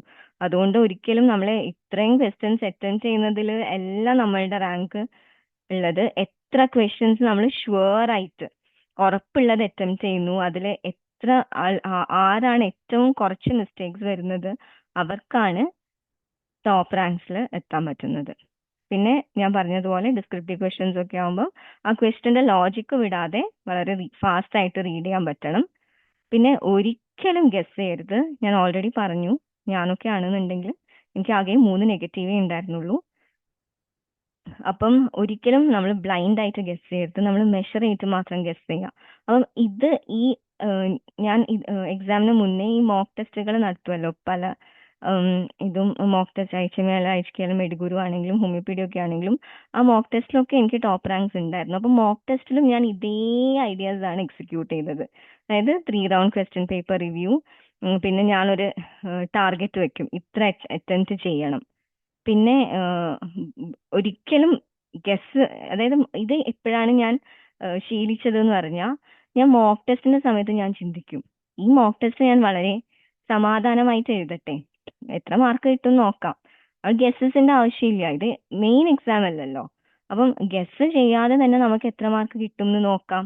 അല്ലെങ്കിൽ വളരെ മെഷർ ചെയ്തിട്ടുള്ള ഗസസ്, ഒട്ടും ഗസ് ചെയ്യാതെ ഒന്നും ഇരിക്കാറില്ല കേട്ടോ. മെഷർ ചെയ്തിട്ടുള്ള ഗസസ് എന്തായാലും ചെയ്യാറുണ്ട്. അപ്പം അങ്ങനെ മെഷർ ചെയ്തിട്ട് ചെയ്ത് കഴിയുമ്പം നല്ല മാർക്ക് കിട്ടി. അപ്പം അതേ ഐഡിയ ഞാൻ മെയിൻ എക്സാമിനും യൂസ് ചെയ്തു. അപ്പൊ അതുകൊണ്ടാണ് ഞാൻ പറയുന്നത്, മോക്ക് ടെസ്റ്റ് ചെയ്ത് ചെയ്ത് ചെയ്ത് നമ്മൾക്ക് നമ്മളുടേതായ ഒരു സ്റ്റൈൽ ഓഫ് ആൻസറിങ് ഉണ്ടാക്കിയെടുക്കണം. എന്നിട്ടാണ് വേണം നമ്മളത് ചെയ്യാൻ വേണ്ടിയിട്ട്. പിന്നെ എപ്പോഴും എലിമിനേറ്റ് ചെയ്യാണ് ആദ്യം വേണ്ടത്. 4 ചോയ്സസിൽ ഒന്നും ഉറപ്പല്ല ഉണ്ടെങ്കിൽ അതങ്ങ് ക്രോസ് ചെയ്തേക്കുക. പിന്നെ 3 പറ്റി മാത്രം ചിന്തിച്ചാൽ മതി. അങ്ങനെ അങ്ങനെ ഓരോന്നും ഓരോന്നും എലിമിനേറ്റ് ചെയ്തിട്ട് വേണം ലാസ്റ്റ് ആൻസറിലേക്ക് എത്താൻ. Elimination is the key. പിന്നെ ചിലരുണ്ട്, നമ്മൾക്കറിയാലോ, ABCD അങ്ങനെ ഇത് ക്വസ്റ്റ്യൻ പേപ്പേഴ്സിൽ അങ്ങനെയായിരിക്കും ഉണ്ടാവുക. കോഡ് A, കോഡ് B അങ്ങനെ. അപ്പം ചിലപ്പം എയിലുള്ള ആൾക്കാർക്ക് ആദ്യത്തെ 20 ക്വസ്റ്റ്യൻസും ടഫ് ക്വസ്റ്റ്യൻസ് ആയിരിക്കും. ഒരു തൊടാൻ പറ്റാത്ത ക്വസ്റ്റ്യൻസ് ആയിരിക്കും. ബിയിലുള്ള ആൾക്കാർക്കാണെങ്കിൽ ആദ്യത്തെ 20 ക്വസ്റ്റ്യൻ ഈസി ക്വസ്റ്റ്യൻ ആയിരിക്കും. അപ്പം അത് നമ്മൾ മനസ്സിലാക്കണം. ചിലപ്പം നമ്മൾക്ക് ആദ്യം കിട്ടുന്ന എല്ലാ ക്വസ്റ്റ്യൻസും ഭയങ്കര ടഫാണെങ്കിലും പിന്നീട് അങ്ങോട്ട് ഈസി ക്വസ്റ്റ്യൻസ് തന്നെയായിരിക്കും വരിക. എല്ലാവർക്കും ക്വസ്റ്റ്യൻസ് സെയിം ആണല്ലോ. 100 ക്വസ്റ്റ്യൻസ് കിട്ടുന്ന എല്ലാവർക്കും സെയിം ക്വസ്റ്റ്യൻ പേപ്പർ ആണ്. പക്ഷെ അത് നമ്മൾക്ക് കിട്ടുന്ന നമ്മളുടെ ക്വസ്റ്റ്യൻ പേപ്പറിലുള്ള ഓർഡർ അനുസരിച്ച് ചിലപ്പോൾ ആദ്യത്തെ 20 നമുക്ക് വളരെ ടഫായിരിക്കും. ചിലപ്പോൾ ഒന്നും എഴുതാനും പറ്റില്ല. ചിലപ്പം ഒന്നും അറിയാത്തതും ഉണ്ടാവും. ചിലപ്പം 20 എണ്ണവും നമ്മൾ അൺഷുവർ ആയിരിക്കും, ഇതായിരിക്കും ഇതായിരിക്കും എന്നുള്ളത് അൺഷുവർ ആയിരിക്കും. എങ്ങനെ വന്നാലും നമ്മൾ ആ മനസ്സാന്നിധ്യം കൈവിടാതെ അത് ഓക്കെ 20 അല്ലേ, ഇനിയും 80 ക്വസ്റ്റ്യൻസ് ഉണ്ടല്ലോ എന്നുള്ള രീതിയിൽ ബാക്കി റീഡ് ചെയ്യാന്നുള്ളത് വളരെ ഇമ്പോർട്ടന്റ്. അതാ ഞാൻ പറഞ്ഞത്, എപ്പോഴും എനിക്കങ്ങനെ ഇതാണ് ഈ ദിവസമാണ്, ഇതാണ് ദിസ് ഇസ് എൻഡ് അങ്ങനെയൊന്നും ചിന്തിക്കരുത്. അങ്ങനെ നമ്മളൊരു ഹൈ എക്സ്പെക്ടേഷൻ സെറ്റ് ചെയ്യുമ്പോൾ പൊതുവേ നെർവസ് ആയിട്ടുള്ള ആൾക്കത് കൂടുതൽ നെർവസ്നെസ്സിലേക്കാ പോവുക. ഇത് ഇത്രയും പഠിച്ചു, ലെറ്റ് സീ വാട്ട് ഹാപ്പൻസ് എന്നുള്ള രീതിയിൽ വളരെ കാമായിട്ട് നമ്മൾക്ക് തന്നെ നമ്മളൊരു ബിലീഫ് ഉണ്ടായിരിക്കണം. ഞാൻ ഇത്രയും വർക്ക് ചെയ്തു, അപ്പം അത് ഞാൻ ഇത്രയും ദിവസമായിട്ട് ആ സ്കിൽസ് പോളിഷ് ചെയ്തെടുത്തത് അതൊന്നും വെറുതെ ആവില്ല. അങ്ങനെ ആ ഒരു ബിലീഫ് വേണം. അപ്പൊ ആ ബിലീഫ് നമുക്ക് ഒരിക്കലും വെറുതെ വരില്ല കേട്ടോ. അത് നമ്മൾ തന്നെ ഇത്രയും ടൈം ഡെഡിക്കേറ്റ് ചെയ്ത് നമ്മളെ മൈൻഡിൽ 24 മണിക്കൂറും ഇത് ഓടി അങ്ങനെ അങ്ങനെ ആവുമ്പോൾ മാത്രമേ നമ്മൾക്കും ആ ഒരു ബിലീഫ് വരുള്ളൂ. അതായത് ഞാൻ ഇത്രയും പ്രിപ്പയർ ചെയ്തിട്ടുണ്ട്, ഇനി ഈ ലാസ്റ്റ് ടൈം എന്തായാലും എനിക്ക് തെറ്റുകൾ പറ്റില്ല എന്നുള്ള ഒരു ബിലീഫ് വരണമെങ്കിൽ നമ്മുടെ പ്രിപ്പറേഷൻ അത്രയും പെർഫെക്റ്റ് ആയിരിക്കണം. അവിടെയാണ് നമ്മളുടെ കോൺഫിഡൻസ് ഒരുപാട് കൂടുന്നത്. പിന്നെ ഇന്റർവ്യൂ എക്സാം റേഷ്യോ, അത് നമ്മൾ ഈ കേരള PSCയിൽ വളരെയധികം ശ്രദ്ധിക്കേണ്ട ഒരു കാര്യമാണ്. കാരണം നമുക്കറിയാം, നമ്മൾ ഈ പ്രീവിയസ് ആയിട്ടുള്ള റാങ്ക് ലിസ്റ്റ് ഒക്കെ നോക്കുമ്പം ഓൾമോസ്റ്റ് ഇന്റർവ്യൂക്ക് എല്ലാവർക്കും ഒരേ റാങ്ക് ആയിരിക്കും, ഒരേ മാർക്കായിരിക്കും. ഫോർ എക്സാമ്പിൾ മാക്സിമം 14, പിന്നെ 13, 12, 11, 10 അങ്ങനെയൊക്കെ. ഒരു ഫോർ എക്സാമ്പിൾ അത്രയും ഒരു 2 or 3 മാർക്സിന്റെ ഡിഫറൻസ് ഒക്കെ വരുള്ളൂ. അത് ചെറിയ മാർക്കാണ് എന്നല്ല ഞാൻ പറയുന്നത്. അത് വലിയ റാങ്ക് ഡിറ്റർമിൻ ചെയ്യുന്ന ഒരു ഫാക്ടർ തന്നെയാണ്. പ്രത്യേകിച്ച് നമ്മൾ താഴോട്ടേക്ക് പോകുമ്പോൾ ഇന്റർവ്യൂ മാർക്സിന് നല്ല റോൾ ഉണ്ട് നമ്മളെ റാങ്ക് ഡിറ്റർമിൻ ചെയ്യുന്നതിൽ. പക്ഷേ നമ്മൾ ആ ടോപ്പിലേക്ക് എത്തുമ്പോൾ നമ്മുടെ റിട്ടേൺ എക്സാം തന്നെയാണ് നമ്മളുടെ ഫൗണ്ടേഷൻ. അതിലൊരിക്കലും ഒരു സംശയവും വേണ്ട. റിട്ടേൺ എക്സാമിൽ നമ്മൾ നല്ല മാർക്സ് സ്കോർ ചെയ്ത് കഴിഞ്ഞാൽ എന്തായാലും ഇത് ക്രാക്ക് ചെയ്യും. പിന്നെ ചിലരുണ്ട് ഇന്റർവ്യൂക്ക് വേണ്ടിയിട്ട് ഇത് പഠിക്കണമല്ലോ, ഇത്രയും ഡിസ്ക്രിപ്റ്റീവ് ആയിട്ട് പഠിക്കണമല്ലോ എന്ന് വിചാരിച്ചിട്ട് ഈ എക്സാം പ്രിപ്പറേഷന് സമയത്തേ അതിനനുസരിച്ച് പഠിക്കും. അങ്ങനെയുള്ള നമ്മൾക്ക് അത് എക്സാം കഴിഞ്ഞിട്ടും ഒരുപാട് സമയം ഇന്റർവ്യൂക്ക് പ്രിപ്പയർ ചെയ്യാനുണ്ടാവും. അപ്പം ആ സമയത്തൊക്കെ ഇന്റർവ്യൂ പ്രിപ്പറേഷന് വേണ്ടി ഒരുപാട് സമയം മാറ്റിവെക്കാനും ഉണ്ടാവും. പക്ഷെ റിട്ടേൺ എക്സാമിൽ എത്രത്തോളം മാർക്സ് അധികം സ്കോർ ചെയ്യാൻ പറ്റുക അത്രത്തോളം നമ്മൾ സ്കോർ ചെയ്യാൻ നോക്കിയാൽ തന്നെ നമുക്കറിയാം എവിടെയാണ് ആ ഫൈനൽ റാങ്ക് വരുന്നത്. അപ്പം നമ്മൾ രണ്ടിനും പ്രിപ്പയർ ചെയ്യണം. പക്ഷേ നമ്മൾക്കുള്ള ആക്ച്വൽ ആ സെലക്ഷൻ റൂൾസ്, അതിന്റെ പെർസെൻറ്റേജ്, അതിനൊക്കെ അനുസരിച്ചിട്ട് വേണം നമ്മളുടെ എഫേർട്ട് എപ്പോഴും അലോക്കേറ്റ് ചെയ്യാൻ വേണ്ടിയിട്ട്. അപ്പം ഇത്രയാണ് എനിക്ക് ഇന്നത്തെ ക്ലാസ്സിനെ പറ്റി പറയാനുള്ളത്.